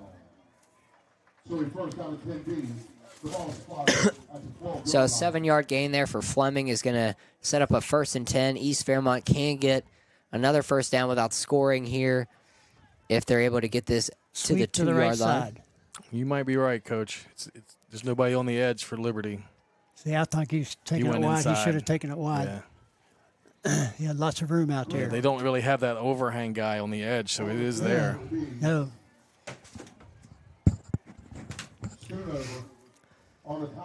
So Kramer thrown down after a gain of 3 yards on that first down play.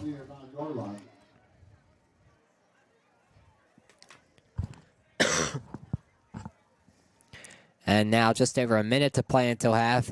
East Fairmont still with all 3 timeouts. And here's the give to Fleming. Fleming tries to break it to the outside. And he's going to win the race to the pylon. And he is in for the touchdown. Adrian Fleming taking that ball up, cutting it up. Nice run. Breaking it to the outside.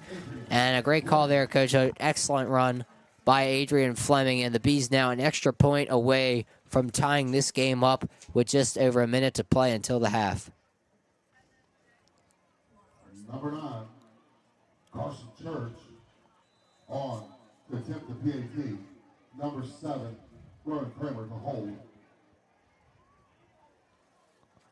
So Church in for the point after try here after the 9-yard touchdown run by Fleming. Church's kick is up, and it is good. So we have a tie ball game here with 1:02 to play in this first half. East Fairmont 14, Liberty 14. We'll be back in 60 seconds here on EFSN and 98.3 The MPB Print and Sign Superstore is your trusted source for custom branded apparel. From sleek corporate uniforms to eye-catching promotional gear, we've got your logo covered with branded apparel services tailor-made for you. Stand out from the crowd with personalized apparel that reflects your unique identity. Visit us today at mpbonline.com or stop by our store to explore endless possibilities. MPB Print and Sign Superstore, where you can wear your brand.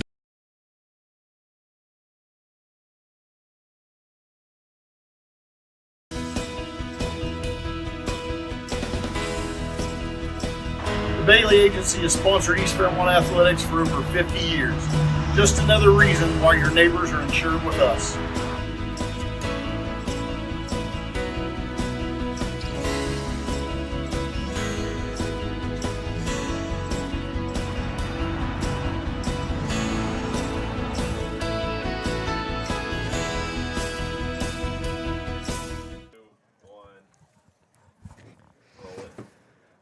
So welcome back here at East West Stadium. East Fairmont has just tied this game up at 14 apiece with 1:02 till the half. Adrian Fleming, the 9-yard touchdown run for the Bees. Carson Church adding the extra point try.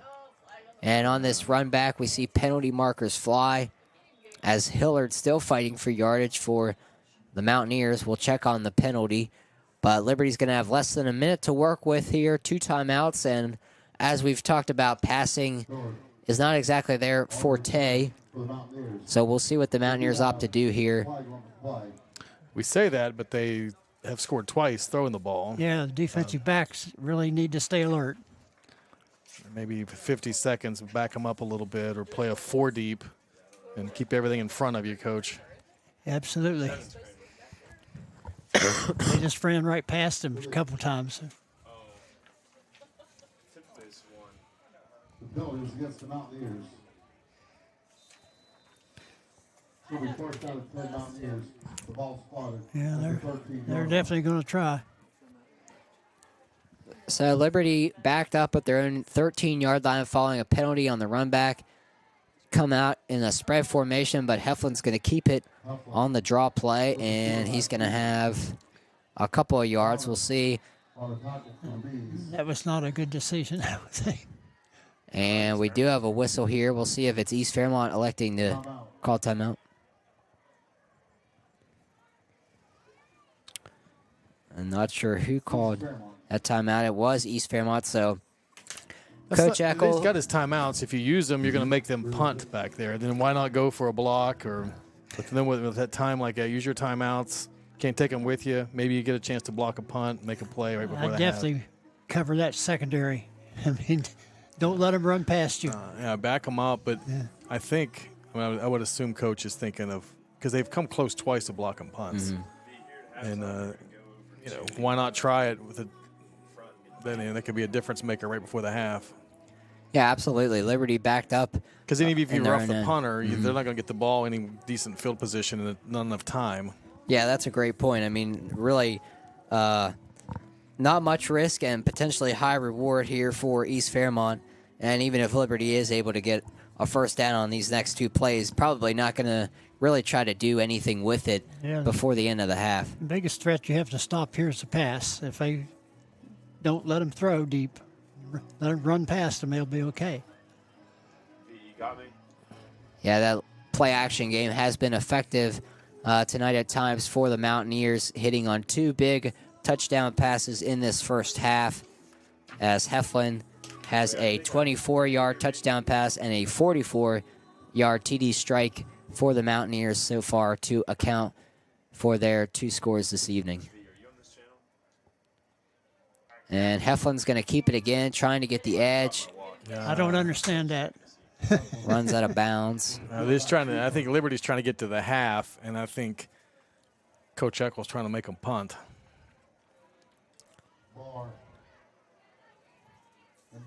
So Heflin picked up about 6 on that play. He did run out of bounds, though, so stops the clock there. East Fairmont not having to use a timeout. I'm sure Coach Harmon for Liberty would have preferred to Heflin just kind of take a dive at the end of that play, stay in bounds, make East Fairmont use one of those last 2 timeouts. But a 3rd and 1 here for Liberty. And they're going to have a first down. And Heflin is going to So now they can run the clock out if they choose to.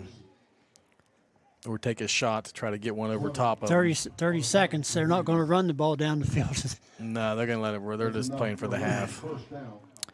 Yeah, so with that first down, both teams content to let this one run down, it seems. And now we have a time. Now the other Whitecap is saying run the clock. So looks like we are going to go into the half tied at 14 apiece as Liberty letting this one run down. So as we get ready to go to halftime, Liberty struck first in this one with a 6-0 lead. East Fairmont coming back to take a 7-6 lead at 7:42 in the second quarter.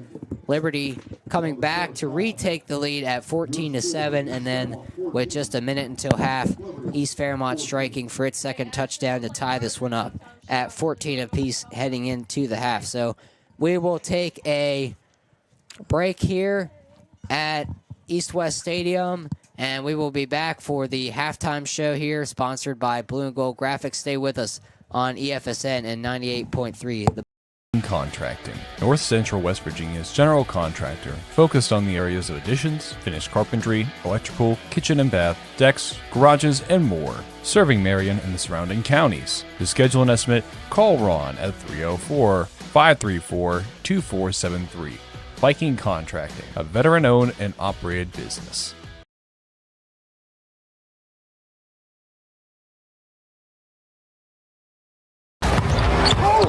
Whether you're an on-field or backyard athlete, you know injuries can happen. And when they do, there's Elevate Physical Therapy in Whitehall. We specialize in sports medicine, orthopedics, post-surgical, and other forms of therapy. We help our patients reach their peak of health, wellness, and recovery. Patients are evaluated and treated by only licensed physical therapists. We're right next to Middletown Homes in Whitehall. Visit us at elevateptwv.com or call us at 304-534-8122. Elevate Physical Therapy.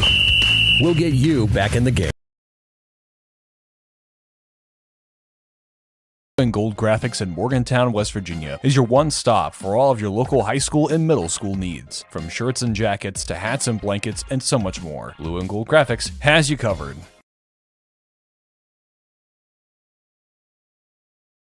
College is worth the investment, and so are you. You deserve an affordable, quality education, teacher mentors who really care, and a rewarding career. You deserve Fairmont State University. Explore your worth at fairmontstate.edu.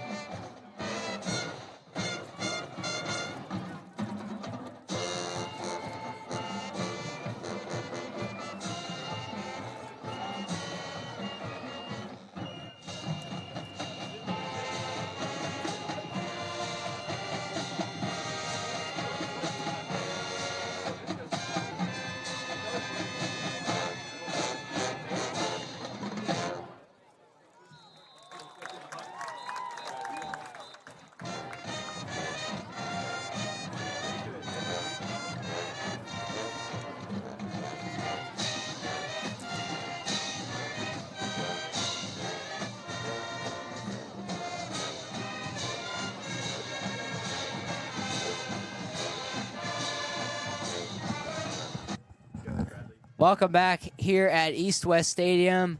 We are at halftime here with Liberty and East Fairmont tied at 14 apiece. The Busy Bee Band performing now. Obviously, one of the hallmarks of East Fairmont is the Busy Bee Band and the Honeybees, so a fine field performance per usual here on this homecoming halftime at East West Stadium. And we mentioned some special guests here tonight for this East Fairmont homecoming. Already had Eddie Vincent in the booth, as well as Coach Gary McCutchen. Now LD Skarzinski coming over from the board office to join us here this evening at East West Stadium. So welcome to the broadcast, LD. Thanks, guys, for having me. This is a special night for us, I can tell you that. Yeah, so I'm sure a lot of our listeners would just be happy to let you guys reminisce about some of your memories being involved with East Fairmont. Obviously, all three of you guys have been so fundamental to East Fairmont athletics and especially East Fairmont football. What stands out about homecoming night? I mean, LD, I guess if you want to start, we talked to Coach McCutchen and Coach Vincent a little bit about what homecoming night means as an athlete and as a coach. For you, what was homecoming like during your playing and coaching days? It was special because, the alumni that come back and the tradition that's built, and you see these folks and you hear these names and, you kind of reminisce, right? You know the people by the name, but you really didn't have the opportunity to see them play. But seeing them as an adult was always special, and we always look forward to that. It was always a good game. It was and we always look forward to the dance, right? Because it was a celebration all week long.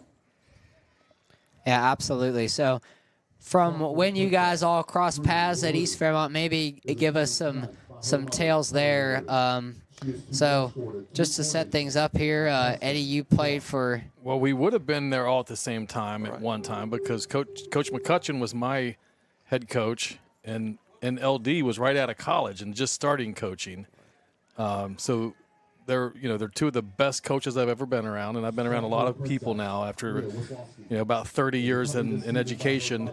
I got into teaching and coaching because of guys like these two guys, and then LD ends up becoming the head coach, and that's how I got into coaching. Is he hired me as an assistant coach in '94, which was my first assistant coaching job. So we were all there in the late '80s at the same time, and Aaron Pollock sitting back here in the back, and he was a freshman when I was a senior, and those guys, and we had a lot of former players tonight, and it reminded me of young guys like him when I was in school, and then the older guys that were playing on Friday night when I was a kid watching games, like in 7th and 8th grade. I remember watching some of these guys I saw tonight play. I was like, I want to be like those guys. It was a great day for me because I got to see some of the players that I've had over the years, starting with like John Conaway, 1958.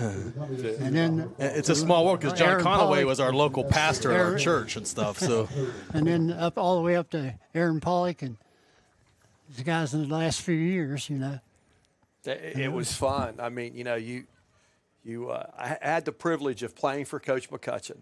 And I remember when Coach got the job, I was up on Mason Street, and I just got done doing a little bit of conditioning, and he pulled around the block there in his truck and introduced himself to me, and he said something like, "I hear you're pretty good."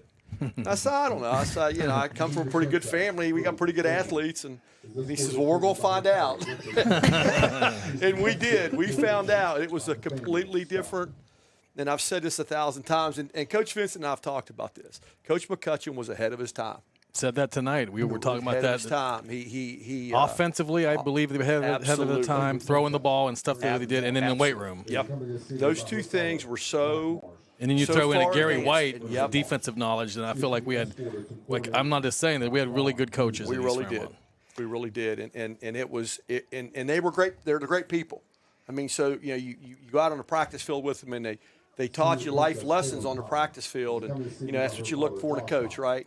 Everybody judges it by wins and losses, but the most important thing is what type of product they turn out, and they've turned out very, very good products. I was very fortunate to have good players, like starting out at Fairview, and I had some guys that could throw the ball, and so we developed a passing attack. And so I think that's one of the big things that's helped me, as a coach, to have both a running and a passing attack. And so it takes a lot of time, because you have to do a lot of repetition. Yeah, that's right. We did. And I mean, it was something else. And like I said, I'll never forget it. And some of the things that I carried into when I started coaching and that type of thing. And we threw the ball around a little bit, and we did a lot of different formations and ran some stuff that was a little bit different, and got that from his philosophy. And it was, something that we always look forward to because the kids enjoyed it. LD, we were talking earlier. It seems like East Fairmont always has had guys that could throw the football too. Yes.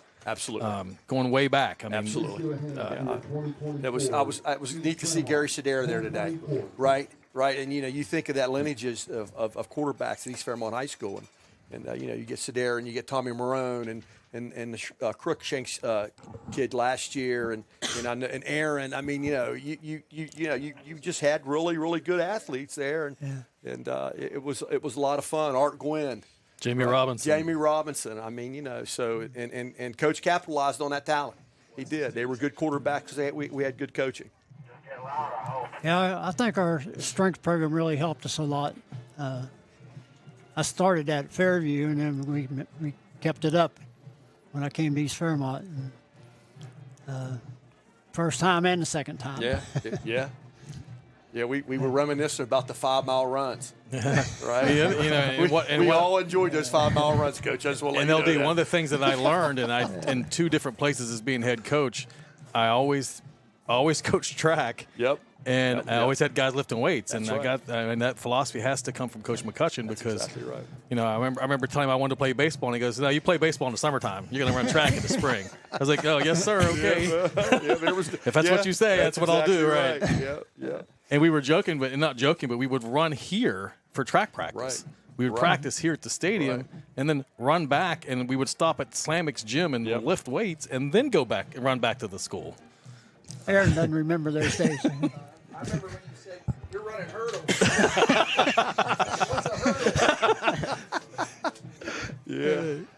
Yeah. We'd have weight room class with Coach or phys ed, and we'd have to learn how to hurdle and box jumps and power cleans and stuff that nobody else was doing, I don't think, at the time. That's right. We had a pretty good hurdle team. Plyometric stuff and Aaron's class. I was telling Coach earlier, when I was a senior, those guys that were freshmen, that's some of the most talented guys I remember at East. Yep. If they'd had a few more linemen maybe on that team, I think they could have really been. Of course, that's back in the day when there's only 8 teams making the playoffs, right? That's right. And you're in the AAA, you only got 8 teams to make it, and that was tough. There was a lot of really good East Fairmont teams that would have been playoff teams, Coach, that you had that didn't make the playoffs because they only took 8. Well, that was that night we were sitting in the office, remember? We had just won, and we thought we were in, remember? Yeah. These kids were in, and Capital had not gotten beat. They were undefeated, and they got beat by South Charleston 21-14, on a last-second play. So South Charleston got in? South Charleston, they knocked us out. South Charleston got in. And we were like, we would have been the 8th team. Yep, we would have been the 8th team. Yep, and it was heartbreaking. I mean, it was heartbreaking because these kids they did everything they were supposed to do. They really did. Well, and East Fairmont back in the 80s would regularly finish 10th, 11th, 12th. Would be the playoff team by today's standards, and probably would have matched up pretty good against some teams that were ranked higher. They didn't send us home against Morgantown when the lights blew out. That's right. Yeah. We were on a roll. That's right. That's exactly right. But you guys, right. I was in college when you guys were good. Really, really a good group. But is that 89 or 90? Is that the? Yeah. Yeah. Yeah, 89 and 90 both were good years. Yes. Good. And they were good kids too. Yeah. I mean, they had that. They had just a little bit of that orneriness, right? Just a little bit of orneriness that you need. But realistically, I mean, they were. Well, they were tough. Took coachable. Had some speed. Yeah, they really did. They took coaching well, and they enjoyed. We beat those guys up when they were freshmen, so they were tough. I saw Ben Gandy earlier. He's like, I wanted to be you because I was tight end. And he goes, I was a freshman. You were a senior. I was like, oh, my gosh, man. Everybody wanted arms like Eddie did. They still do, Aaron. They still do. Because I saw guys like tonight that I wanted to be when I was like, like Brad Newsom. I saw him. I was like, I want to be able to run routes and catch a ball like that guy does. Had good hands. Good hand, for He's sure. a really good player. For yeah, sure. For sure. Yeah, so I guess talk about that part of it. Obviously, coaches now they're telling their athletes, hey, these little kids are always looking up to you. These kids in somebody's watching. Yeah, right. in elementary, middle school. So, I guess how did you guys kind of embrace that when you were playing, and then as coaches, how important is it to relay that message to the guys on the team now, saying, hey, you got the next generation of players always looking up to you, thinking that you're like a superhero really when you're out on the field? Well, to me, ideally, you've got a connection with your middle school program and your youth programs, and you're kind of all on a similar page. And I think that's the way you really build a good program, is you have that connection with those feeder programs. And Coach always stressed, being a good person, right? Being a good citizen and setting the example, right? So, when you went out in the community, you knew that you didn't want to disappoint your coaches. You loved your parents, right, to no end, and it was unconditional. But you also knew that there were always another set of eyes somewhere, and you would do something, and like you'd go back to school Monday and somebody say, hey, how was your weekend? And you go, it was good, and it was like, so you kind of get that. But I think kids today, it's a little bit of a different animal, right? Because I can tell you everything that's going on with them. And again, LD, I ain't coached for 10 years, but the guys that I know I don't know if they can handle a month of East Fairmont two-a-days from the 80s. Ooh. Now they don't even have them. I mean, Right. they're not allowed to have. Right. And I remember August was the longest month in the world because you had all the way to Labor Day. You had Right. 4 weeks of two-a-days. Now they have 2 or 3 days that they can't even do them 2 days in a row. Right. I read somewhere that I don't know. somebody said, and I'm going to obviously show my age, they said, these kids today don't realize that you went heavy. We all know what heavy was, right? Yeah. Twice a day in a fall camp. Yeah. So you went with pads Every twice a day for a month. Every day, twice a day, you went heavy. And hoping they didn't call it on Saturday. Exactly. So, yeah. So I don't know. I mean, it is a lot different now with the way the structure of how athletics are now compared to what it used to be. Right. So obviously there's a lot of former players, coaches. I mean, did you guys run into anybody tonight that you're like, oh, man, it's been a while since I've seen that guy, or I remember this game and he did this, or anything like that? Did you guys have any run-ins tonight that really made you feel good to be back here at East West Stadium and back as part of East Fairmont? Like I was saying, starting back in 1958, I had players from there that I got to see today, and then other players from almost every year. And so that was really, really good to see them. Not recognizing all of them. Yeah, that's true. Someone said tonight, is there something wrong with the East Fairmont helmets in the 80s and the 70s and 80s because nobody has any hair left? Nobody has any hair left. Wow. Or maybe there was something that something that the Dairy Mart drinks or something. I don't know, but something happened because nobody has any hair left. But it's always good, right, to see the guys that you have a commonality with, right? Exactly. And, you talk about what it's like to go out and go through the same thing that the previous groups and generations have gone through, and there's a bond built there, and people use that word very loosely, but I don't think they really understand it. It is something that is ingrained in you, and people understand it better because they're part of it. You can't take that away from it, and I'm fortunate to be part of that, and it's an amazing opportunity to be around great people, Coach. And I want to thank you. I want to thank you for everything you've done for me. There's a lot of times that, and we talked a bit about this, right? With your son, that there's a lot of times that when I talk to my brother-in-law down in Raleigh or wherever he's going and that type of thing, your name always comes up, and we talk about life lessons, and we talk about the philosophy and what just a good solid person you've turned a lot of kids out into being, and we're greatly appreciative of that. Well, I'd say most of the players I had really went along with the discipline and all the training that we had to do, to be successful. And I didn't have the opposition, that some people have, because you guys were very cooperative, and that makes a big difference. When you have players that listen to you and do what you tell them to do, even when it's tough. Right, and that's when it comes out, right? That's when the discipline and the understanding of what it's about and sacrifice. That's when it comes out, when it's tough. And like I said, I just can't tell you enough how much I love you and respect you, and I want to thank you. And well said. Thank you, guys. Well thank said. you very much, and I appreciate it. I'm not even sure who generated this idea, LD, but it was a great thought. This is a great idea. I heard from Shane Eckel and Aaron earlier in the week, and I thought it was a great idea, long overdue, and I really wish we would do this more often. Yeah, we really need to. And Jimmy Beckman, AD, and the administration at the high school and that type of thing. And it's great to see a school embracing their history too, and their absolutely. Hey, you guys are welcome to come back for a Lewis County game here coming up if you want to do it again over at Fairmont State. Got to get them through this game.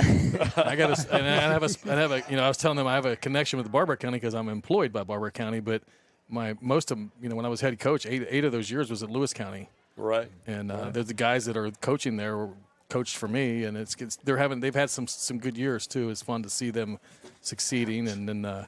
At Buchanan Upshur, a guy that played for me is now the head coach, so it's kind of neat to see that happen. That's that tree, right? It's that tree. You're around good people. You know that. Well, and LD, you'll laugh at this, and I told them earlier Buchanan Upshur's using the system that Coach McCutchen used in the 80s. Is that right? Or 70s, or even before that with the X, Y, and Z and stuff like that, because their coach, Sloan Bazin, played for me at BU, and first couple years when he was a player, we used that system. So it's still intact. So it looks different, but the terminology's, the connection's still there. Said ahead of his time, man. He's a trendsetter. There's no doubt about it. Just tried to simplify the game a little bit. Yeah, right. Make it a little easier to get into different formations. And you remember that too well, right? It's in your brain. It's just ingrained in my brain that I will never forget that. Somebody said it tonight, X81, 42 boot. Yeah, I heard it. I heard it too. That's my favorite play, Coach, by the way. What was your favorite play, Coach McCutchen? What was it? What was your favorite play, Coach? When you called, what was your favorite play you loved? I loved the formations. I always liked deception, so I liked the faking and running off the fake. Yep.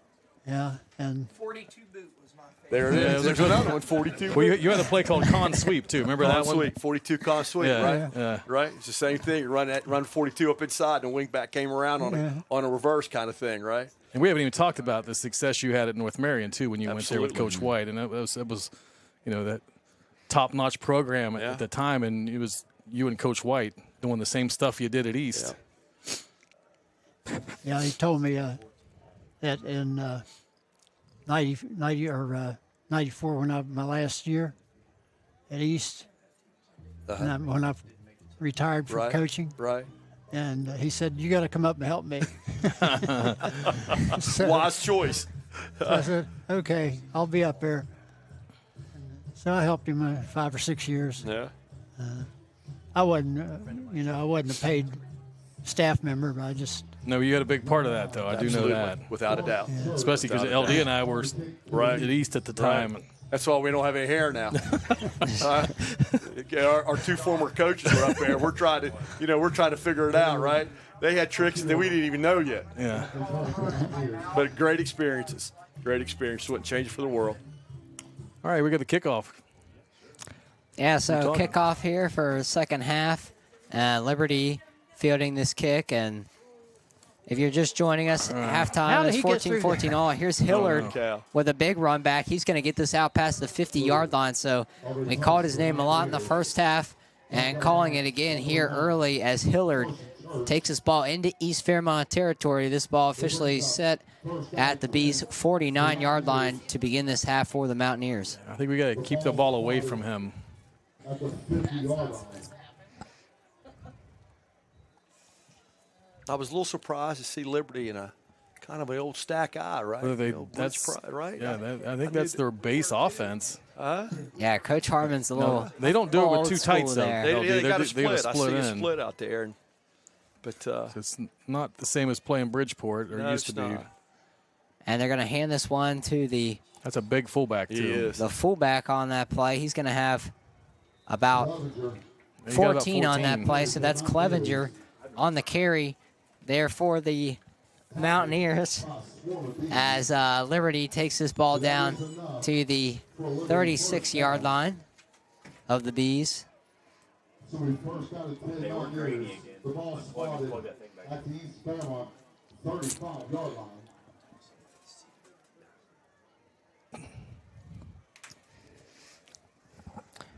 So Liberty will have it 1st and 10. Probably run him again. Staying in that same formation, 3 men in the backfield, and they are going to give it right back to Clevenger. Good call there, Coach. And he's going to push the pile. Still going, Clevenger. He's going to be near a first down. Got hit after about 3 yards, and that pile just kept moving downfield for the Mountaineers. This is going to set up a 2nd and about 1 here. They may not throw another pass. Get a push like that, they're not going to have to, right? 2nd and 2 would be a good time to throw it, though. It would be. It would be, yeah. For sure. Especially the way what they were doing earlier with the play action, getting the guy behind the DBs. Who do I have running camera today? Now. So if it's not broke, don't fix it. Liberty coming out in the same formation yet again. This time they're going to give it to Hillard, and he's got 2 lead blockers. He's going to have a 1st down and more as he takes this down to the East Fairmont 20-yard line. Hey, who's running cam? So you look at adjustments, right, coming out of halftime? See Yeah. what your adjustments get? So LD, we were talking earlier that teams aren't used to seeing tight ends and fullbacks and under center and that's. And how do you rep that now, right? If you're not it's hard to practice that during the week. How do you do that in practice? You're right. How do you get quarterback underneath there and young kid is your JV player that's going to rep your scout team? Here's Hillard bouncing this to the outside. He's going to be taken down for no gain on the play. But you guys mentioned how you see a lot of spread formations, and not a lot of teams do it with tight ends and extra backs. I know when East Fairmont played at Bridgeport running that single wing, it was hard to find where the ball was with all those fakes in the backfield. I mean, it was hard to tell up in the booth who had it. Yeah, that's tough. That's tough just to get lined up right against that. That's part of it. That's what they don't want you to see, right? Coach said that, right, a little earlier. A little deception. It's part of his game. Yeah, they're not under center, Coach, doing that reverse pivot and stuff where you can't find the football. There's the fullback again. Yeah, fullback is he's a pretty big boy. That's good. Clevenger with his 3rd carry so far of this opening drive in the second half. Clevenger, no carries in the first half already. 3 carries for 28 yards on this opening drive here for the Mountaineers. And that's going to bring up a 3rd and 5 at the East Fairmont 15-yard line. You have a fullback like that, he can set up a play for you because he's getting that yardage in the middle. And I'm sure Coach Eckel, worked on defending the Hillard kid at halftime, and the fullback's the one that's hurting him right now instead of number 2. Pretty big split down there at the bottom. Odd field to the inside. Oh. Good defense there. Nice job. And a big hit there. Clevenger taken down for a loss.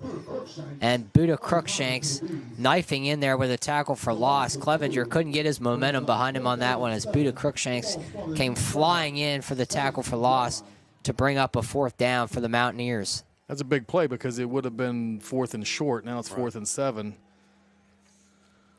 Coach, what do you do here? 4th and 7. You going to throw it? I probably would throw it, yeah. 42 boot, Aaron? Yeah. Pollock's up here wanting the bootleg. So. Yeah. I want to throw the slant. Oh, he's wide open. My Oh, he had a This guy pass wide is open. intercepted. had a Anthony guy wide Corwin open. picking it backside. off on the run He back. might go. And No. he takes us out towards midfield. We do have a penalty flag Thank on goodness, the run because there was a back. guy wide open in the end zone. Tight end leaked out of there, ran the flag. Yeah. And nobody saw him. A flag on the play. So Heflin's pass is intercepted by Anthony Corwin for the Bees. Corwin with a nice run back. Looks like there is a penalty that's going to bring some of that run back, but the turnover, it appears, will stand as Corwin comes up with a big interception for the Bees, with Liberty threatening to take this opening second half drive into the end zone and take the lead back. We'll see where the officials officially spot this one.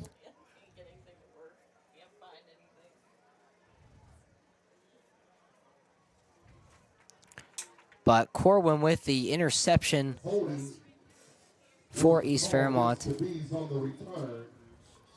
But it's going to be a first down and 10 for the Bees.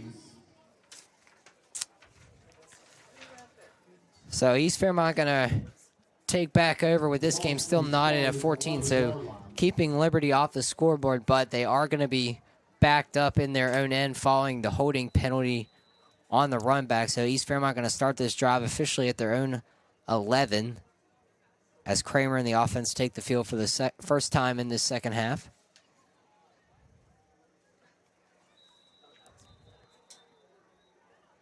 And the first down run to Blauvelt nets next to nothing as East Fairmont will have a 2nd and 10 coming up. On the tackle for the Mountaineers.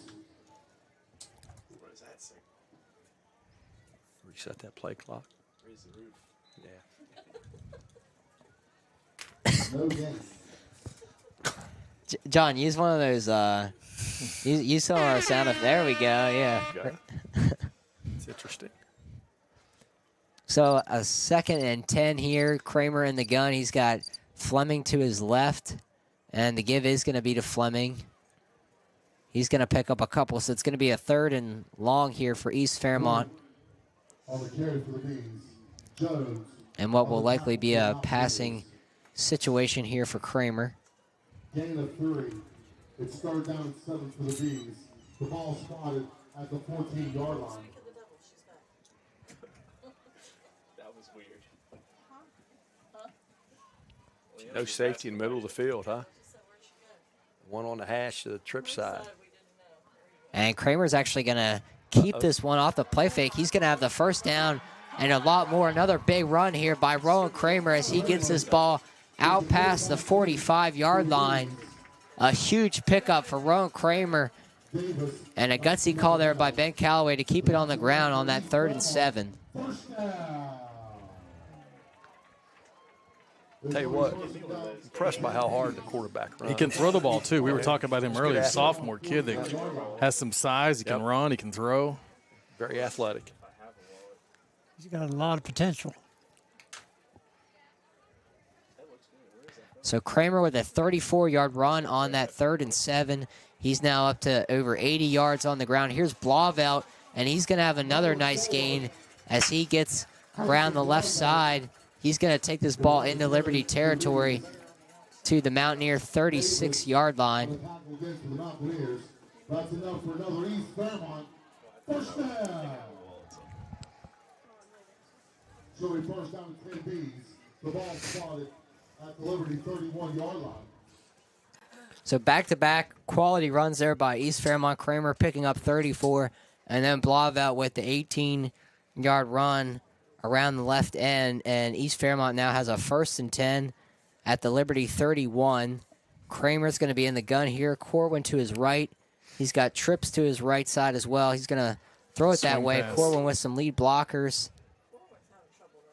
Yeah, and East has been able to get some guys open down the field, so I wouldn't be shocked soon if they don't take another shot deep, especially the number 1. Yeah, Van Gilder, the senior, has been Kramer's favorite target all season long. We talked to Cole about that on the East Fairmont Coaches Show yesterday about the connection that they have, and he said, it's just them working together, getting on the same page, and they've really gotten comfortable with one another this season. Kramer with trips to his left this time, and the give is going to be to Fleming. Fleming with a nice run down to about the Liberty 20-yard line, and that's going to move the chains again here for the Bees. So a good drive after East Fairmont started at their own 11, following the interception by Anthony Corwin, now all the way down into the red zone as the Bees threatening to take the lead with just over 4 minutes to play in this third quarter. Fake to the fullback, give quarterback run here. Sorry, correction. First time 10 Bs.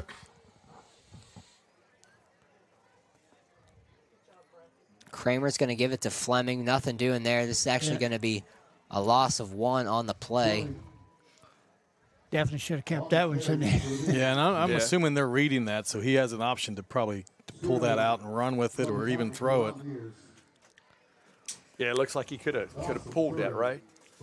Yeah, that's a good point, Coach Vincent. We've talked to Coach Eckel this season about, they really feel comfortable with Rowan working that RPO game and how he's gotten more comfortable just with the reads, whether he's going to keep it, whether he's going to pull it back and look for the slant pattern underneath. So he certainly made improvements in that area. Here's a handoff. A penalty flag flies. Hayden Biggie into the end zone for the Bees, but this one unlikely to stand here at East West Stadium. And we see Hayden Biggie, both hands on the helmet. He's the senior in disbelief after that one. A rare touch there for the H-back. Hayden Biggie certainly made the most of it, but this one's going to be coming back for the Bees. I don't know, Coach McCutchen. These guys now that are teaching, they can either hand it off or keep it or throw it. How many of your old quarterbacks would be throwing it all the time, right? It'd been an easy read for some of those quarterbacks. If they had the speed this kid has, I'd be running it some. Yeah, that's exactly right. They'd be keeping it or throwing it most of the time. Make it a little bit tougher. Instead of giving it to the fullbacks and the tailbacks we had. Well, I can tell you a couple that would run it more than they throw it, too. Right? Yeah.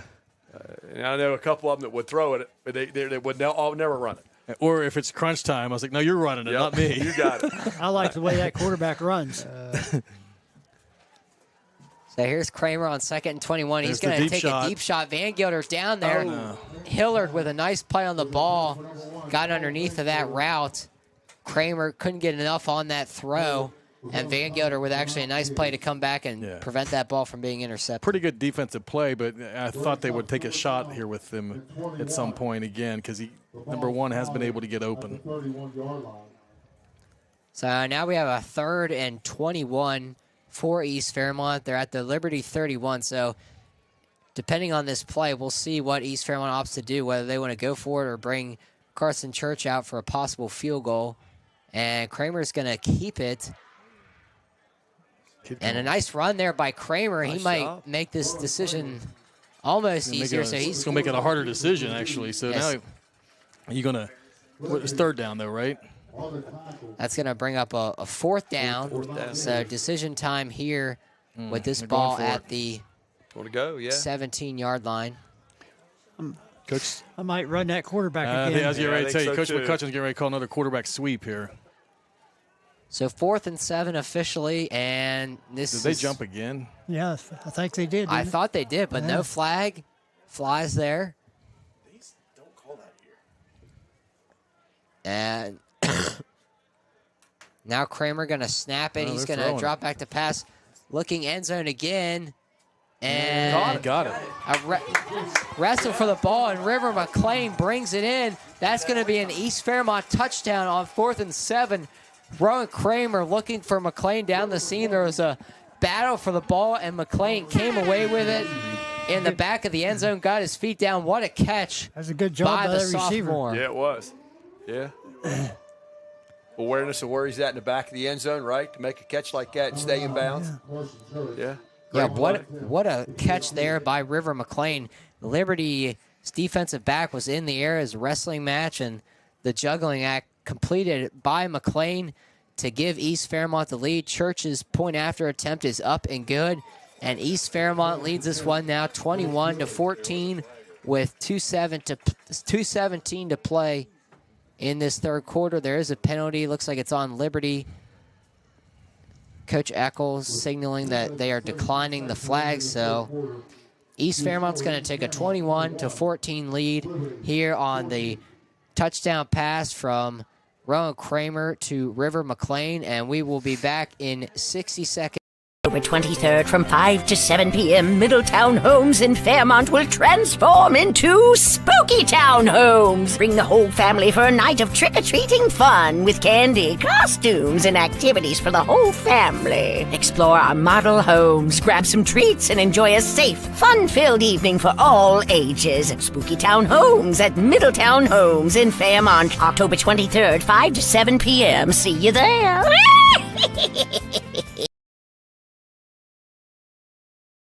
The rules and limitations apply. Rates, rewards, and restrictions may vary by account. Contact institution for details. Tickets, popcorn, and sodas. That'll be $35. Cash or debit? Debit! I mean, I'd like to use my debit card, please.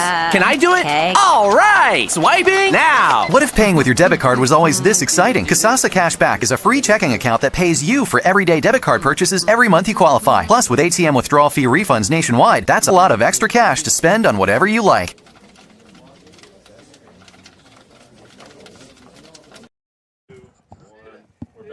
Welcome back here at East West Stadium, where East Fairmont has just taken the lead here in the second half. It was a 14-14 ball game at the break, but East Fairmont taking a 21-14 lead with just over 2 minutes to play in this third quarter as Rowan Kramer finds fellow sophomore River McLean in the back of the end zone, a juggling act by McLean, and East Fairmont now leads 21-14. The kickoff went out of bounds, so Liberty will set up, trailing by 7 at their own 35-yard line.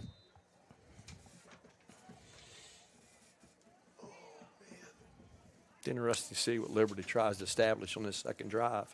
They had some success, right? Got down the field, running a fullback. They did, yes. Their fullback's pretty strong. Yeah, so that first drive by the Mountaineers ending with an interception by East Fairmont's Anthony Corwin following a tip ball. And it looks like Liberty's they're gonna feature that fullback again as Clevenger gets the first down carry. He's only gonna get about a yard or two though on the play.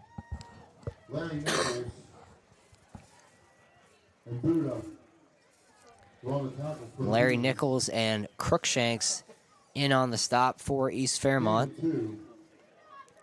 And Crookshanks obviously with a pivotal play on that last Liberty series to bring up that fourth and long situation after a tackle for loss on third down. Watch that quarterback on a keep.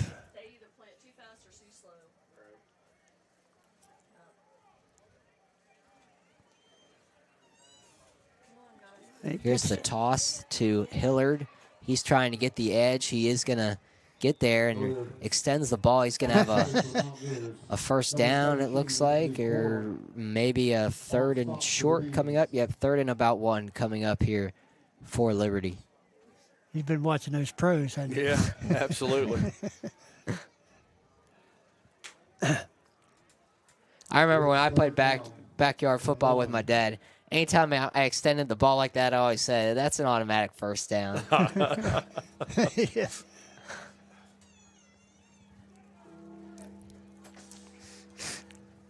So Liberty at their own 44, they're going to have a third and short. No reason to change the formation here. Tight formation, one split out wide. Got an up back and Hillard, the tailback. Hillard's going to get the call. He's going to have the first down and more as he crosses the 50-yard line for a 7-yard gain. On the tackle for the Bees. A lot of run. A lot of run here. And LD, I'm pretty sure the Bees are playing straight man coverage, so I wouldn't be surprised at some point on this series to have Liberty try to chuck one over our heads again. Yeah, the defensive backs better be awake. Yeah, and that East Fairmont secondary taking a hit this past week with Tristan Boone breaking his arm last week against Weir. There it is. And here's a shot that you guys were talking about, lobbing it downfield. Clevenger with a nice adjustment to the ball, and the fullback hauls in the catch. That's going to take the ball inside the 30. A nice play on the ball there by Clevenger. Well, I think Liberty sees what we see. There's no free safety in the middle of the field, and the Bees are playing a run. They leak that fullback out right after the play. It's hard to pick that up. Gets him in the flat. So they run the corner off and gets in that second they're level. going to depend on a linebacker to try to pick him up. It's hard to do. He's running by off that fake. And Liberty has already hit on 2 big touchdown passes tonight off those play-action fakes that these coaches are talking about here in the booth. We'll see if they can add a third as they try to tie this game up with the Bees leading 21-14. Here's the handoff to Clevenger. He's been busy in this third quarter. He's going to have about a 2-yard gain, and that's going to take us to the end of the third period here. East Fairmont leading this one 21-14, but Liberty threatening deep in East Fairmont territory. We'll be back in 60 seconds here on EFSN and 98.3 The Buzz. Stephanie Tamana, and I'm running for the West Virginia House of Delegates. I'm not a politician. I'm a mom and a teacher. And like you, I've spent years watching special interests run Charleston while our state ranks last in everything that matters. I'm running because I believe in a better West Virginia.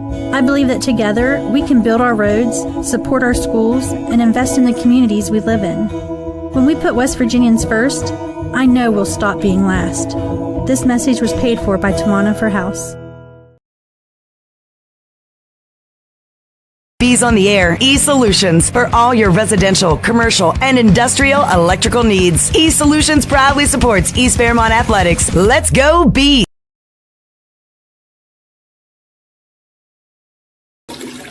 No, not again. Don't let this happen to you. Clogged drains and sewage backups can be a real nightmare. Tri-County Plumbing can help. Our expert technicians use state-of-the-art equipment to snake your pipes, prevent clogs, sewage backups, and embarrassing moments. Don't wait until it's too late. Call Tri-County Plumbing today to schedule your drain maintenance and keep your pipes flowing freely. Tri-County Plumbing, keeping your pipes clear and your sanity intact. All right, welcome back here in East West Stadium. We are set for the fourth and final quarter here with East Fairmont leading on homecoming night 21-14 over Liberty. Liberty threatening inside the Bees' 30-yard line, ball at the 27 with a 2nd and 8. And here's the handoff. That's, I believe, Hillard on the run for Liberty. He's going to have a first down as he gets this ball down to the 15-yard line. That's it.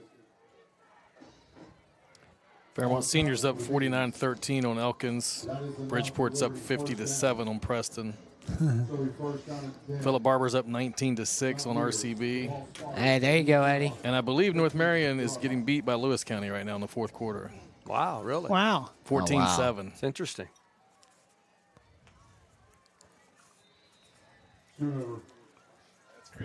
The Bees obviously await Lewis County here. 21-7 Lewis over North Marion, fourth quarter. On the tackle for the Bees. Gain of 7. Brings up second down. A gain of 7 on that first down run by Hillard. Sets up a 2nd and 3 now. Ball inside the East Fairmont 10-yard line. As Liberty threatening to tie this one up. And Liberty's going to go right back to Hillard. He's going to take this ball inside the 5 down to the 4. Bounce something off tackle on the right-hand side. On the tackle for the Bees. That's enough for Liberty first down. So Liberty's going to have a 1st and goal here from the East Fairmont 3-yard line. They got some options here, Coach. They could run that fullback, their quarterback on the keeper, and toss to number 2. They've got some options. They do. They can do about anything here. Yeah, probably have 4 plays to gain 3 yards here if you're Liberty to try to get this ball into the end zone. And they're going to fake it. Heflin's going to keep it around the edge, and he's in for the touchdown. So a nice drive there by Liberty in response to East Fairmont's third quarter touchdown that gave the Bees a 21-14 lead, but Liberty with a great drive started at their own 35-yard line, and they are a point after attempt from tying this one back up at 21-all here with just over 10 minutes to play in this final period. Coach McCutchen's been calling that quarterback keeper for a while there. And he even went to the short side of the field. Yeah. Right. They were on the hash. Yeah. Into the boundary for sure. It's a big extra point because the kicker struggled a little bit earlier.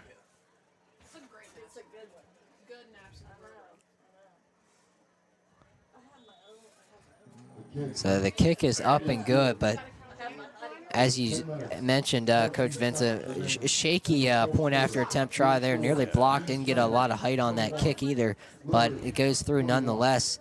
And Liberty ties this one up at 21 apiece with just over 10 minutes to play. Yeah, the Bees have a definite edge in the kicking game here. Yeah, if it comes down to that. Comes down to that, yeah. For sure. They've got the edge. Got a little pop in his leg. Looks like he's accurate. Coach, we got an interesting 10 minutes left here. Yeah, so 21-21. They need a nice drive, you know. Going to come down to the wire. Are there any games that you guys remember either coaching on the sideline or playing in a really close game down the stretch where really memorable finish back in your guys' day? Any games stand out in that Coach regard? Skarzinski, you and I had one here, Buchanan Upshur and Fairmont Senior, double overtime game. Double overtime. It was it was a lot of fun when it was over. Right? Yeah, we had a good one for sure. I'd be wanting overtime if I had to announce a double overtime game. Whew. Coach McCutchen, remember 1987? We beat Fairmont Senior 34-0. Right. Remember that? Yeah, that's when I told Coach White that's enough, and he said no. He said no? No. He said no, it's not. No. Yeah. I can hear him saying that. Onside. Oh, my gosh. Wow. And East Fairmont recovered it. That's a kicking game. Shortened the field for him. So a gamble there by Coach A.J. Harmon for the Mountaineers doesn't pay off as East Fairmont alertly recovers the surprise onside kick. And East Fairmont will start this drive in Liberty territory at the Mountaineer 49-yard line. I didn't think that was a good decision. I'm not sure what the thought process was there, but worked out for the Bees. LD's 21-7. Lewis County over North Marion with 5 minutes to go. Wow. Wow. That one surprises me. That is surprising. Nice run. Nice run for sure. Yeah, that's a big fullback. Yeah, Fleming with a powerful first down run there as he pushed that pile, dragged a couple of Liberty tacklers for extra yards. It's going to set up a 2nd and 4 following a 6-yard run by Fleming on first down. And he's now up to 44 yards on the night on 12 carries. Good one for the quarterback. Yeah. So ball on the left hash, Kramer with trips to his right. Here's the swing pass out to Corwin. He's got some blockers in front. River McLean. Really good coaching decision by East because they got the numbers there. They've got 3-on-2 in that, so they're throwing that like little bubble screen pass and nobody covering the guy. Yeah, they're not getting. They got him outnumbered. Right. And nobody's coming just out like of that now. box. See, we got East Fairmont has trips to the left, but there's only two. There's only 2 out, and they're safety standing in the middle of the field. No, they just walked the linebacker out this time. Yep. He wasn't there the first time they did it.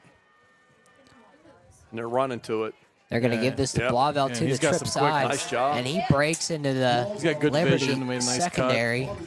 A nice run there by Blauvelt.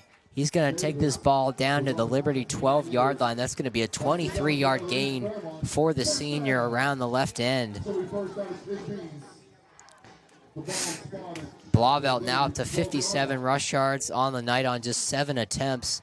And this East Fairmont offense really starting to dial in now. They've had 3 straight scoring drives. Now looking for a 4th here with this one tied up at 21 apiece in the 4th quarter. Kramer's going to he's going to keep it this time. Liberty not full, but Kramer able to prevent, maybe lost about a yard on that play.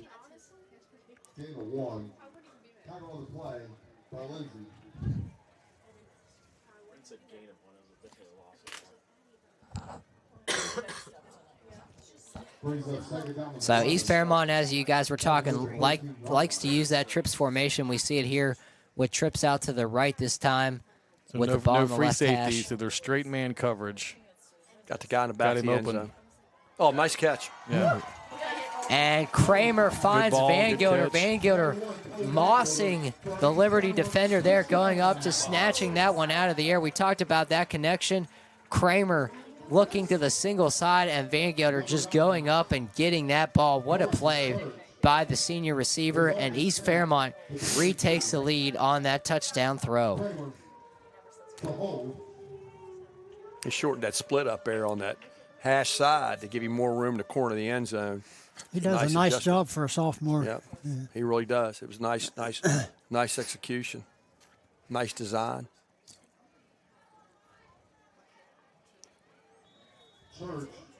And Church's extra point try is good. So on the 12-yard touchdown pass from Rowan Kramer to Cole Van Gilder, East Fairmont has retaken the lead 28-21 with 8:25 to play on this homecoming night in East West Stadium. We will be back. WVU Medicine Children's provides the most advanced surgical and non-surgical solutions for chest wall problems. Our expert team creates a comprehensive, customized care plan for your child. And our pediatric surgeons use the latest techniques in chest wall surgery that minimize pain and promote faster healing so your child can get back to being a kid again sooner. Call 855-WVU-CARE or visit WVUkids.com. East Fairmont High Foundation is your school's nonprofit organization that provides student scholarships, teacher enhancements, and more. Founded in 1991, the foundation has raised over $1 million in support of students and teachers. Now, the foundation is supporting the East Fairmont Stadium project. A new football stadium on campus will help all of Marion County by making the East attendance area attractive for growth. Visit East Fairmont Stadium Project on Facebook for information. This message is sponsored by McCutchen Heating and Cooling.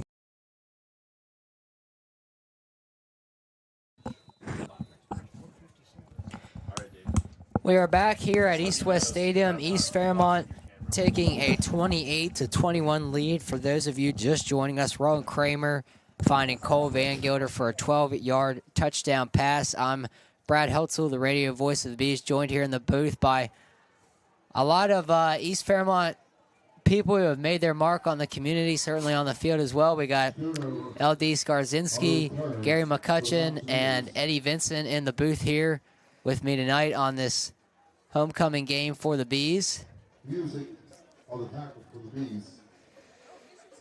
And we got a good ball game going here as well. It's been a back and forth contest, and Liberty trying to tie this one up once again. We'll start this drive at their own 27-yard line.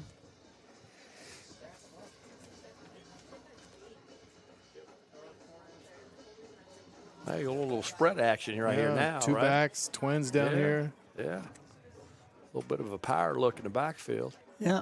And East goes to more of a cover 3 type Right. of look with the safety in the middle. Quarterback lead. Good defense. Yep. Heflin trying to keep it. He's going to Ball lose. out. We got a ball out. Lose 2 yards. They're going to say forward progress on that play. Adrian Fleming, the first B to get in the backfield, really tripped up Heflin, and then some teammates coming in to finish him off. That's going to be a loss of 2 to set up a 2nd and 12 for Liberty. The ball is spotted at the Liberty 25-yard line. They want to be behind the chains in this situation, right? Trying to get a good running game going and get behind the chains makes it a little bit more difficult. He's got 12 yards for a first down. So. Yeah. That same play action. And he got behind him again. Yeah, he got behind him again. Oh. The pass was a little late getting there. If he throws that a little sooner, Yeah, Scar, he's you probably shouldn't still get beat got that him. many times. He's got a guy down, too, in the backfield. Yeah, so Liberty with a man down. You guys mentioned that play action. That's a B down. That play action fake is Liberty's gone to a number of times. Got another step there. Ron Kramer throwing his hands up. Fortunate to not get a pass interference, but just disrupted the Liberty receiver's vision to force an incompletion there. And we do have an East Fairmont player down. Looks like a cramp. Can't see the number. I believe that might be Camden Bonner down for the Bees. But, yeah, good call by Coach Vincent. He getting stretched out. Hopefully just a cramp and nothing more for Bonner. We've seen him deal with cramps in a number of games so far this year, if it is indeed Bonner. So hopefully that's all it is here. Coach Skarzinski, who you got, Georgia or Texas tomorrow night? Now you know. Wait a minute now. Yeah, I think it's. He's a big coach. I don't know if you know he's a big Texas fan. Very so. apparent who's going to be. They're the number one team in the country, playing in Austin. 7:30 start. Game day's there. F1 racing was there. McConaughey will be on the sidelines. You got Alabama or Tennessee? Who are you picking? Where they at? They Tennessee. I'm picking Tennessee. Saw them against NC State in Charlotte, and I'm telling you, they're impressive. They're impressive. I know that bothers you that I picked against Bama and a lot of other people, but I think Tennessee's better, especially at Neyland at night. At night or 3:30? 3:30. Nice and hot down there in Tennessee. You got West Virginia or Kansas State? Kansas State. Oh. Yeah, I think Kansas State. Not trusting the climb anymore. Yeah. So we can go back to the Texas, Georgia, or Alabama, Tennessee game. West Virginia changed after the Pittsburgh loss. So we are back here. Liberty setting up with a 3rd and 12 at their own 25-yard line. Snap goes through Hilliard's hands. He's now in big trouble. He's trying to avoid a disaster here, being backed up. Now he chucks this ball deep. That can't and be a legal Clevenger play. has the catch. That can't be legal, guys. And There's too many Clevenger linemen is downfield. breaking free. They can't be legal. So far, no flags down. There were linemen ahead of him. And that would be an unbelievable play here. That can't Everyone be possible. stunned in the stadium. No flags. Coach Eckel is irate. He should be. On the East Fairmont sideline. I'm pretty sure I would have had a stroke, Coach McCutchen. There were 3 or 4 linemen ahead of the fullback down the field. Absolutely. Wow. That is unbelievable. There's not one lane down there. No, I think they missed it. Oh, they missed it. There's I mean, it was painfully obvious to us. And it looks like that's twice tonight, guys. This is going to stand as a 75-yard touchdown. No flags. Coach Eckel still screaming at the officials. Hilliard, that play, the snap went through his hands. He gathered it in. He went back even more yards. He was backed all the way up to his 2-yard line. Just kind of chucked that thing downfield. Clevenger waiting there.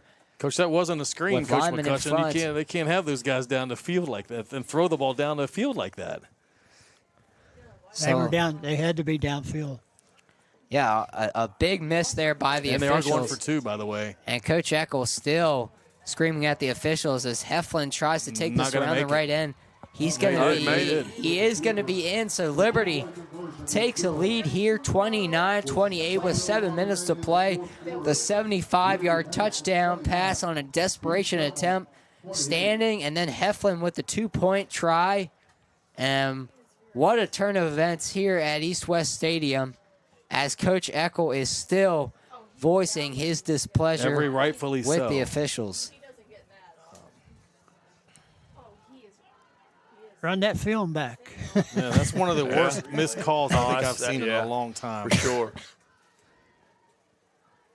And the coach is definitely right. There were at least 2 Liberty linemen way downfield. Yeah. He's running the ball. They're releasing, and he throws it up. The fullback makes a play, but there's no way that's a legal play. So I know a lot has changed in football since you guys were playing, coaching, but That's not one of them. I guess mistakes by the officials, not one of them, huh? Yeah, that happens every once in a while. That a lot has changed, but that is something that has been consistent. That they sometimes miss a call. It's hard, but it is.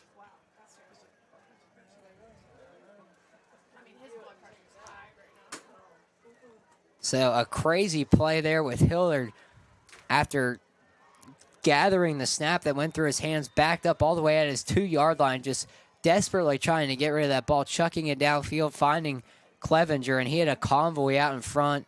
So many East Fairmont players upfield trying to make the play on Hillard, and then Clevenger just took that all the way to the house, 75 yards. The Heflin 2-point try gives Liberty the lead back at 29-28. Pretty good field position. Yeah, they got a good starting point for sure. I haven't seen him. Got plenty of time.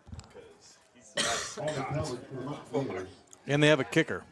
And they have a kicker. What's his range? So East Fairmont's going to set up shop at its own 38-yard line. The Bees looking to make this a 5th consecutive touchdown drive here. And they're going to need it with Liberty leading 29-28, 6:55 to play. Both teams with all 3 timeouts. Coach McCutchen, I watched him in pregame. He can make a 40-yarder probably, or Can better. he? Or better. Yeah. Ball. Oh, no. That's not good. Got it back. Yeah, that's caught a break there. Yeah, that ball out. Mason Blauvelt losing it for the Bees. East Fairmont fortunate to jump back on that and retain possession. That's going to be a loss of 8 on the play. That makes it tough. It's a tough position to be in. So a 2nd and 18 now for East Fairmont. And they're going to give this one to Hayden Biggie. Biggie breaking free First into down. the secondary. Yeah, A big first run down. there by Hayden Biggie. He's going to pick up 20 and the first down. He's explosive. I've seen him every time he touches the ball. He makes something happen. Run an inside zone there. It's the same thing he scored on down there earlier. That got called back. Petticoat got called back. Same play. But he's got a burst. Yep. Did a nice job up front opening it up. And so Biggie doesn't get a lot of touches, but making the most of it there with the 20-yard pickup for the Bees. The senior H-back with a much-needed big play there for East. And here's the give to Blauvelt. And he's going to secure the ball this time into the secondary again. And second big run by the Bees. This one's going to go for 22 yards as Blauvelt carries it inside the Mountaineer 30-yard line. I don't know if Liberty has stopped that play all night to the left side with him. That's enough for another East Fairmont. First down. Coach McCutchen, they're due for a quarterback keeper here. That'd be really good. It would be a good play right here. And Kramer in the gun with Fleming to his left. The give is to Fleming.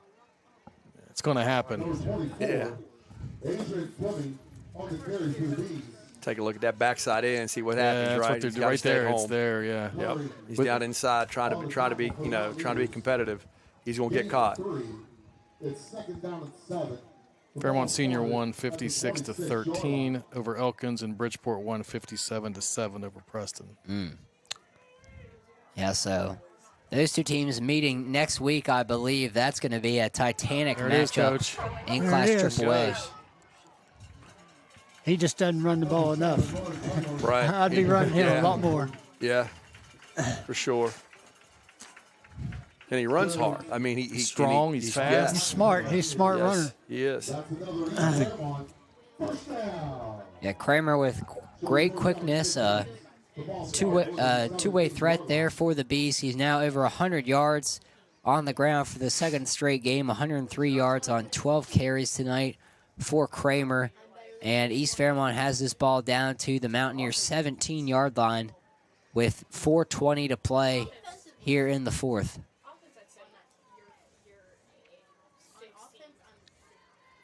And Biggie's going to get the call here. Yeah, he dropped the Oh, ball. no. He fumbled it. He got it ripped right out of his hands. And now the officials are going to conference whether he was down or not. Liberty signaling that they have it. Clevenger with the ball. Was he down? No, I don't think he was. He was not down. They called him down. They called him And they down. are going to call him down. So That's the payback. Okay, here we go. Yeah, that's a payback. Yeah. 29-28 on the makeup scoreboard, 1-1 on calls. Yeah. That's where, sorry, Coach, we missed that lineman downfield. So He ripped that one early. I didn't get a replay because I was like, oh, man. Of quarterback lead. Kramer keeping it, and he's going to be fighting for the end zone. He's in for the East Fairmont touchdown. Ron Kramer with the quarterback keeper off the left side, and he's going to be in for the 8-yard touchdown as East Fairmont takes the lead back with 3:27 to play.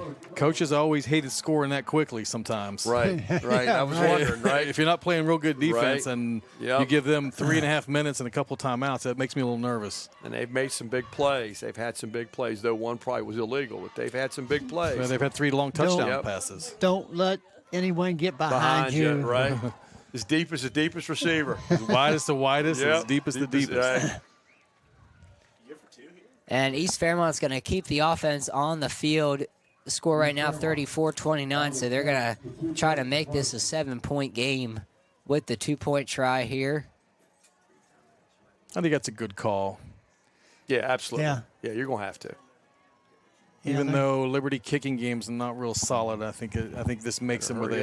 And East Fairmont hurrying up. Play clock inside 5 seconds as the Bees scrambling to get set. Kramer going to keep it, and he's going to be brought down behind the line. They had to hurry things too much there. Yeah. Give him a chance. Yeah. 3:27 remaining in the fourth quarter. East Fairmont 34, Liberty 29. Oh, there's somebody down.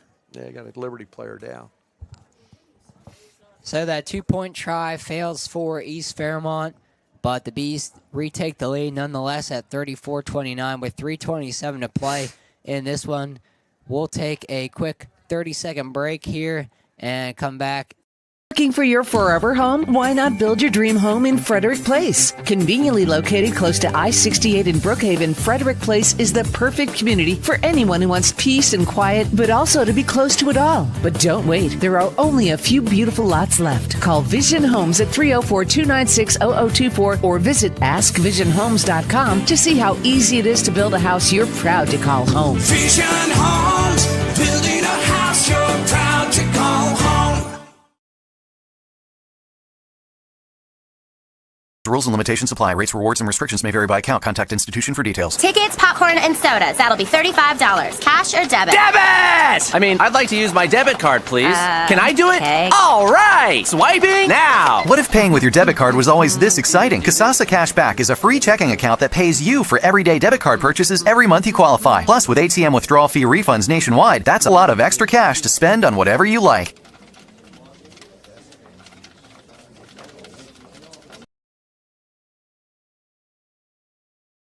Tamana, and I'm running for the West Virginia House of Delegates. I'm not a politician. I'm a mom and a teacher. And like you, I've spent years watching special interests run Charleston while our state ranks last in everything that matters. I'm running because I believe in a better West Virginia. I believe that together we can build our roads, support our schools, and invest in the communities we live in. When we put West Virginians first, I know we'll stop being last. This message was paid for by Tamana for House.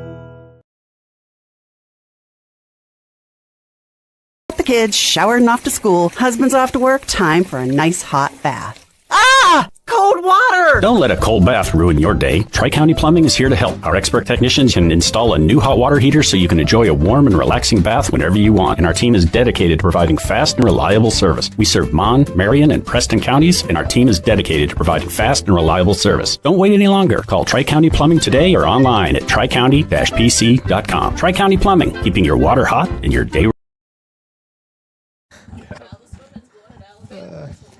All right, welcome back here at East West Stadium, where East Fairmont has just taken a 34-29 lead following an 8-yard touchdown run by Ronald Kramer.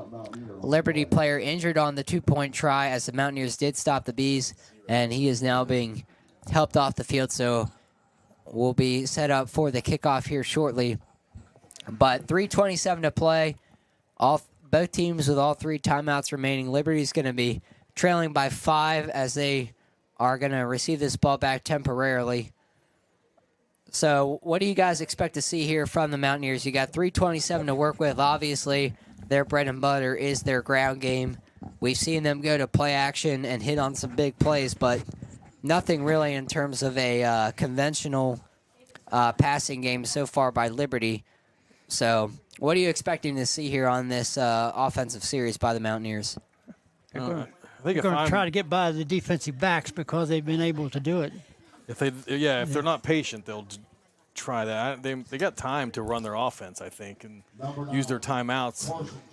But yeah, I think Coach is right. At some point, they're going to try to get by another East Fairmont defensive back. I think a lot of it's going to be dictated by where the ball ends up after the kickoff. Good return, short field opportunity. Clock becomes expanded that way. You got to put a long drive together. That clock becomes a little bit tighter, even though you got three full timeouts. So be interested to see what happens here. Yeah, they need good defense right here. Right.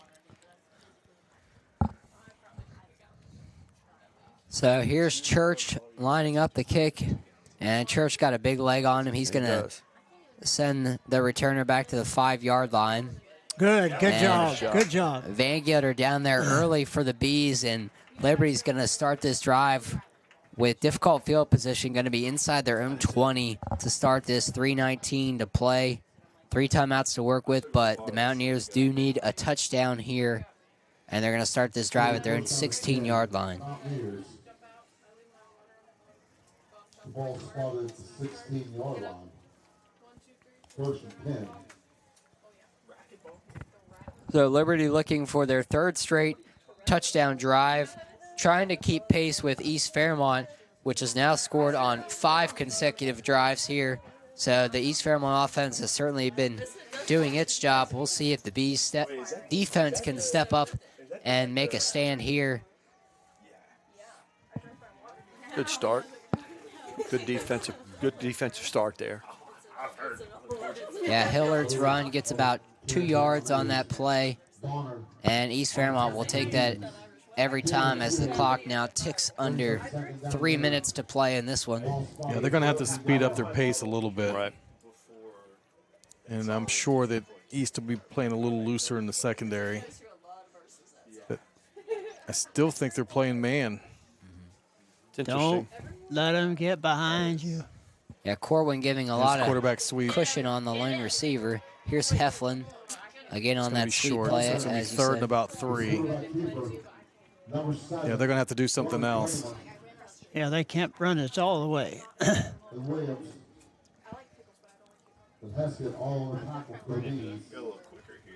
So it's going to be a 3rd and about 3 here. Liberty not with a lot of urgency here, still opting to huddle, keeping it on the ground, and this clock is now ticking near 2 minutes to play, so Liberty going to have to do something here as Clevenger, the up back, gets the carry. It's a first down. First down? Yeah, first down. They got to hurry up, get a play call in. And he's going to pick up 5, but I think if I'm East, I'd give them that all day, too. Yeah, I do, too. Let them give their 5-yard run. Right. Yeah, keep him in bounds, tackle him, keep him in bounds. But they're not. They need to.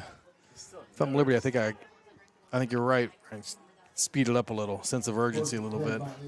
Yeah, the Mountaineers are only at their own 28-yard line now. 1:40 on the game clock. There's the pass. Liberty does have all 3 timeouts. Play action, looking for a deep shot. Interception. Corwin's down there, and Corwin intercepts this pass. Anthony Corwin. That's the best they played it all night. Second pick of the night, not fooled that time.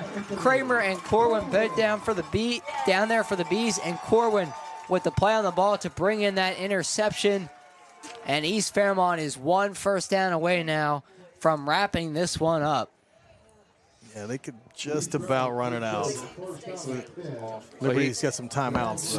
Safety was still in that side of the field there a little bit. He gets an opportunity to get him a little earlier. He got to play.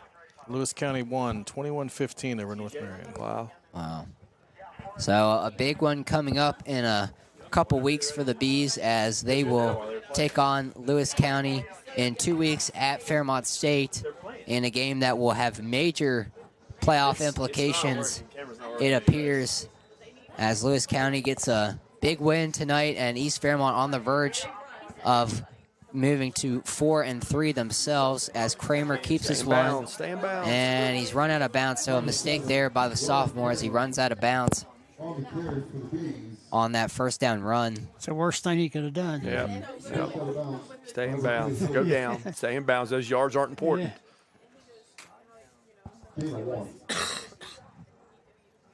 So just a gain of 1, and it stops the clock there. Liberty still with all 3 timeouts 1:26 to play. East Fairmont leading 34-29. Kramer's going to keep it again, and he's going to have a first down this time. And that's going to go a long way toward ending this game. A 13-yard run there by Kramer is going to move the chains. Run the quarterback again. I think I would every time, Coach. I think I'd keep it in his hands. Timeout, Liberty. Yeah, so Liberty will take the first of their 3 remaining timeouts following that 13-yard run by Kramer. Kramer now up to 125 yards rushing on the night on just 15 carries, so it's been another good day for the sophomore quarterback for the Bees. Until he missed time not to run out of bounds. Yeah, for sure, Coach. Stay in bounds. Philip Barber, 19, RCB 12 final. There you go. It's a good win for the Colts. Oak Hill and Buchanan Upshur tied 13-13. That one surprises me, too. Oak Hill's 5-1. Wow, so that would be a big win for the Bucks. What's been a struggle so far this season, but and a good one with Oak Hill there.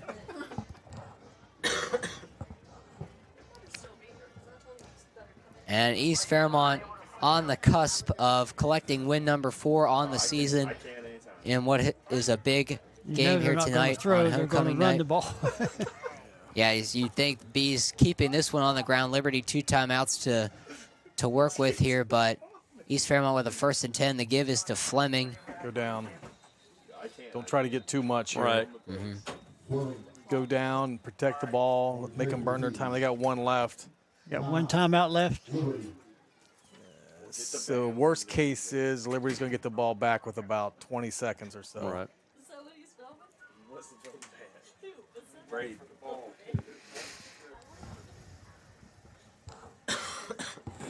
You have to be very careful ball security here. I mean, just making the point that maybe quarterback keeps it, goes down, slides or something, make them burn that timeout. On the other side, you're telling your defense, right? Tackle the football. Yeah. Right? Gang up, tackle the football, try to strip. Yep. Try to get it out of there. I'd say the quarterback to the wide side of the field. Yeah, and stay in bounds. Yep. Yeah, that's a stay in bounds. Yeah, and if you're East Fairmont, if you're a ball carrier, you just want to really get on the ground because you know Liberty's going to be trying to keep them up off the ground, strip at that football, punch at it. So just avoid a pile where you're going to get held up as Liberty tries to get a turnover here. But it's been a great game here at East West Stadium, homecoming night for the Bees. Been a back-and-forth game, but East Fairmont leading this one 34-29 with 1:07 to play now. Kramer's going to keep it. Go down. And he's going to pick up about 4, but stays in bounds, secures the football, and Liberty's going to spend their final timeout here with 1 minute to play. East Fairmont's going to have a 3rd and 5 coming up following this stoppage. So we mentioned Kramer. He's got 130 rush yards and 2 rushing touchdowns tonight. Also has a pair of touchdown passes, finding River McLean for a 14-yard touchdown in the 3rd quarter, and then the senior Cole Van Gilder with a 12-yard touchdown reception from Kramer in the 4th. I can't stop the clock after this. Right. That's his last time out, so now you're running a play. You're taking a snap here. Clock's going to run. It's going to run. First down, obviously, the game's over. Right, right. If it's not a first down, I think I'd just let the clock run all the way down. Maybe even take a penalty. Take the penalty, absolutely. Not going to pass the ball. No, it's going to be no way. Quarterback keeper. Yeah, that's what it's going to be. Hard count here. Oh, right tackle. That wasn't smart. Right tackle. I knew hard count. Gotta That changes there. things a little bit, too. Right, sure it does. And Coach, I still like your idea of running the quarterback to the field. I would too. And going down easy now. It's it's going to be 3rd and 10. Like I said, worst case is they're going to be Liberty get the ball back with bad field position in 20 seconds. Yeah, you should have taken it wide. Just go down. There you go. So just let it run. Got 8 left here to play clock at the end of the play. Going to reset. There's your reset. You're about 8 seconds difference here. Yeah. Hang time punt. No. Yes, they're going to be. Coaches, do you actually punt it here, or do you run a play? You think about it now, right? I'd keep it in my down to 8 quarterback. seconds, right? I don't think I punted here. I'm afraid of I'd a keep snap. it in my quarterback's hands. I agree, think Coach. you I run a play. think I run the quarterback wide again on 4th down instead of risking a snap or a block or you get a a bobble return. snap. You get a block. Too many bad things can happen. Exactly. That's all he has to do. Is just just run around. Rowan also punts. Yeah, so you're going to have an 8-9 second difference here. And it looks like East is going to let this run down now. Eccles going to call 8.8. timeout. I still wouldn't punt the ball here. I wouldn't punt it.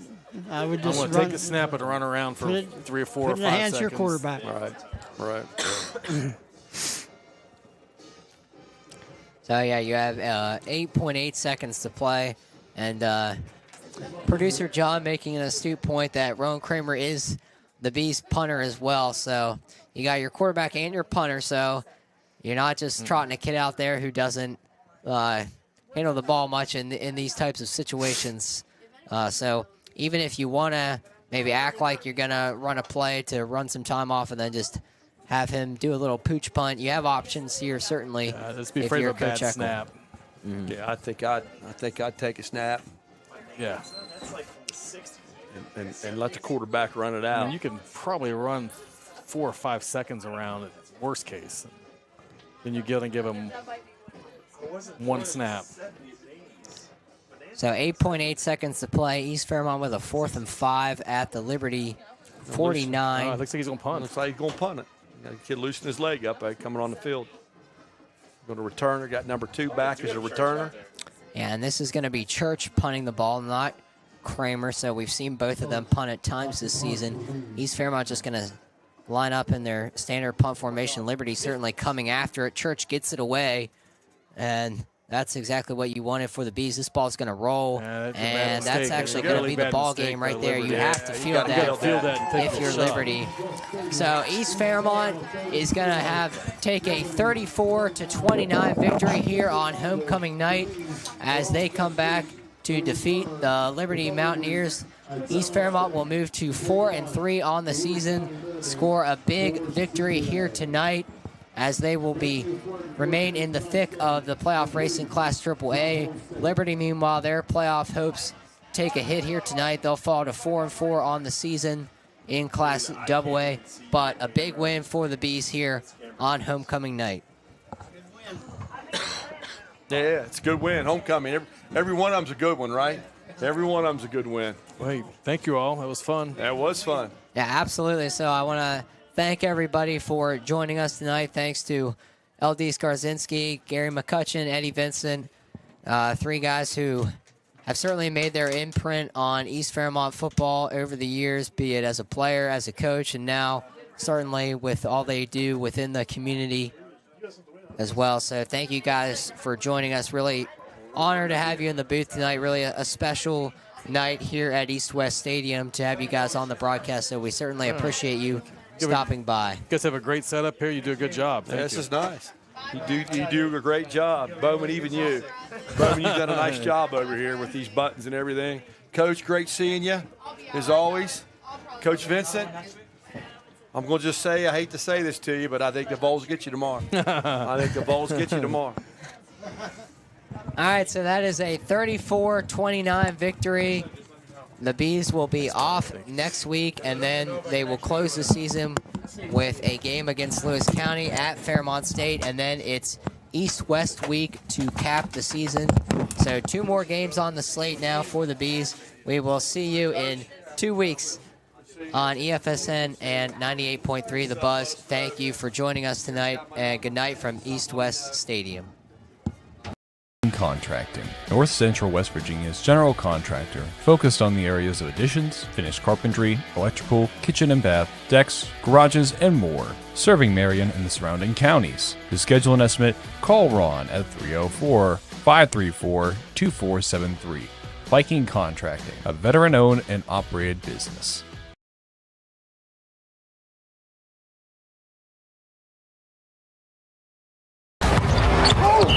Whether you're an on-field or backyard athlete, you know injuries can happen. And when they do, there's Elevate Physical Therapy in Whitehall. We specialize in sports medicine, orthopedics, post-surgical, and other forms of therapy. We help our patients reach their peak of health, wellness, and recovery. Patients are evaluated and treated by only licensed physical therapists. We're right next to Middletown Homes in Whitehall. Visit us at elevateptwv.com or call us at 304-534-8122. Elevate Physical Therapy. We'll get you back in the game.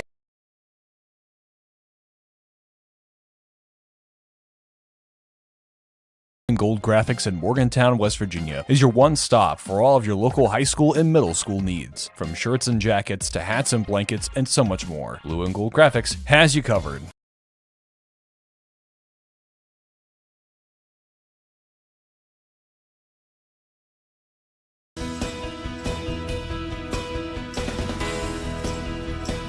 The Bailey Agency has sponsored East Fairmont Athletics for over 50 years. Just another reason why your neighbors are insured with us.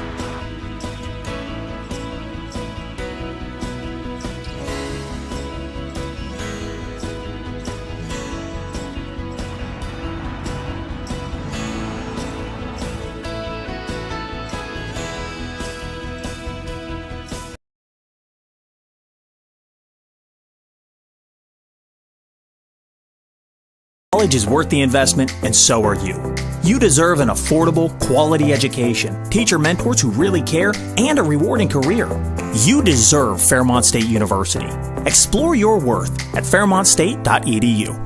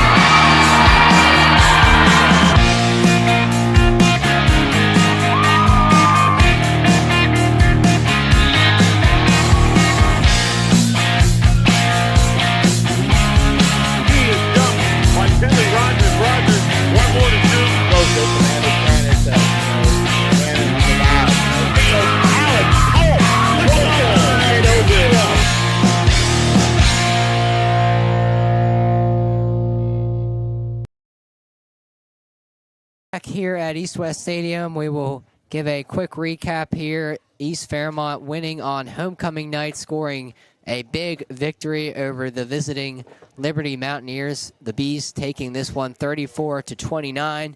A very back and forth game tonight. An exciting game for sure on homecoming night here at East West Stadium. It was a bit slow getting started. First score of the game didn't come until 9:55 in the second quarter when Liberty struck first with Heflin finding Hillard for a 25-yard touchdown pass. Point after attempt no good. East Fairmont responding on their very next drive. Rowan Kramer with an 8-yard touchdown run. Carson Church adding the point after attempt to give East Fairmont the lead at 7-6. Then Heflin finding Davis for a 44-yard touchdown pass for Liberty on the ensuing drive. 2-point try, good on the Heflin run as Liberty took a 14-7 lead. East Fairmont coming right back, scoring with just 1:02 until half on a 9-yard touchdown run by Adrian Fleming. Church's point after attempt made it 14-14. That's where we stood at halftime.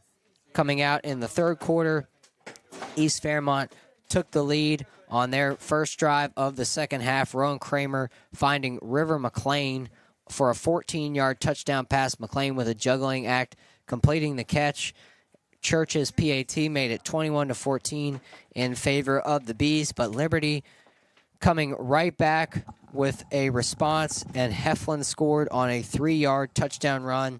Point after try was good, and we are once again knotted at 21-21. Then East Fairmont coming right back on its ensuing drive. Ron Kramer finding senior Cole Van Gilder on a 12-yard touchdown pass. Church's point after gave the Bees a 28-21 lead. Liberty scoring just a minute and a half later with Hillard finding the fullback Clevenger on a busted play, 75-yard touchdown pass. Very controversial. No flags on the field for illegal men downfield.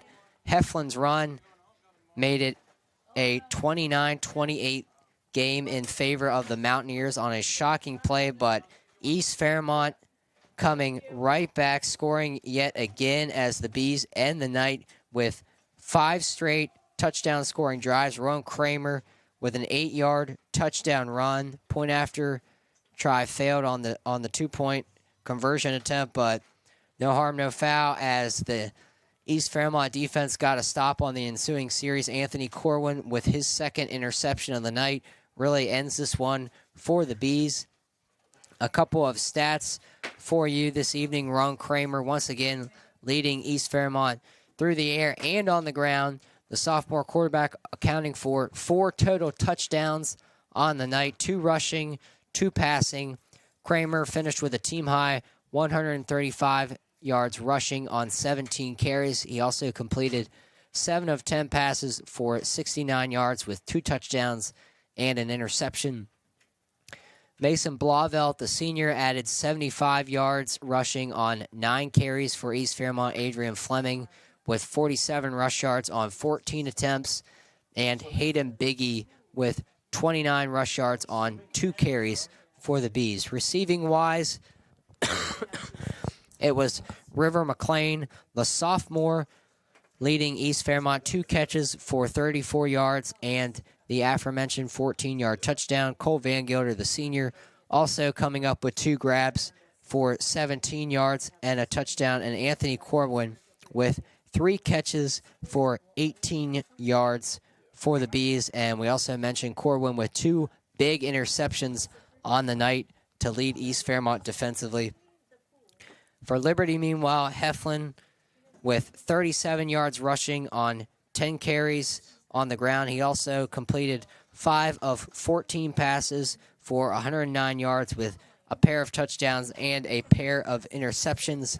Hillard, a big part of what Liberty did offensively tonight, had 66 yards rushing on 16 carries, also caught 2 passes for 35 yards, and had a 75-yard touchdown pass on that busted play that we mentioned to Clevenger.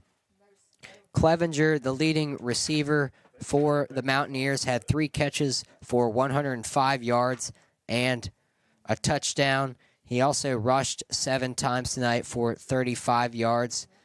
And Davis with the 44-yard touchdown catch as the only other receiver on the night for the Mountaineers.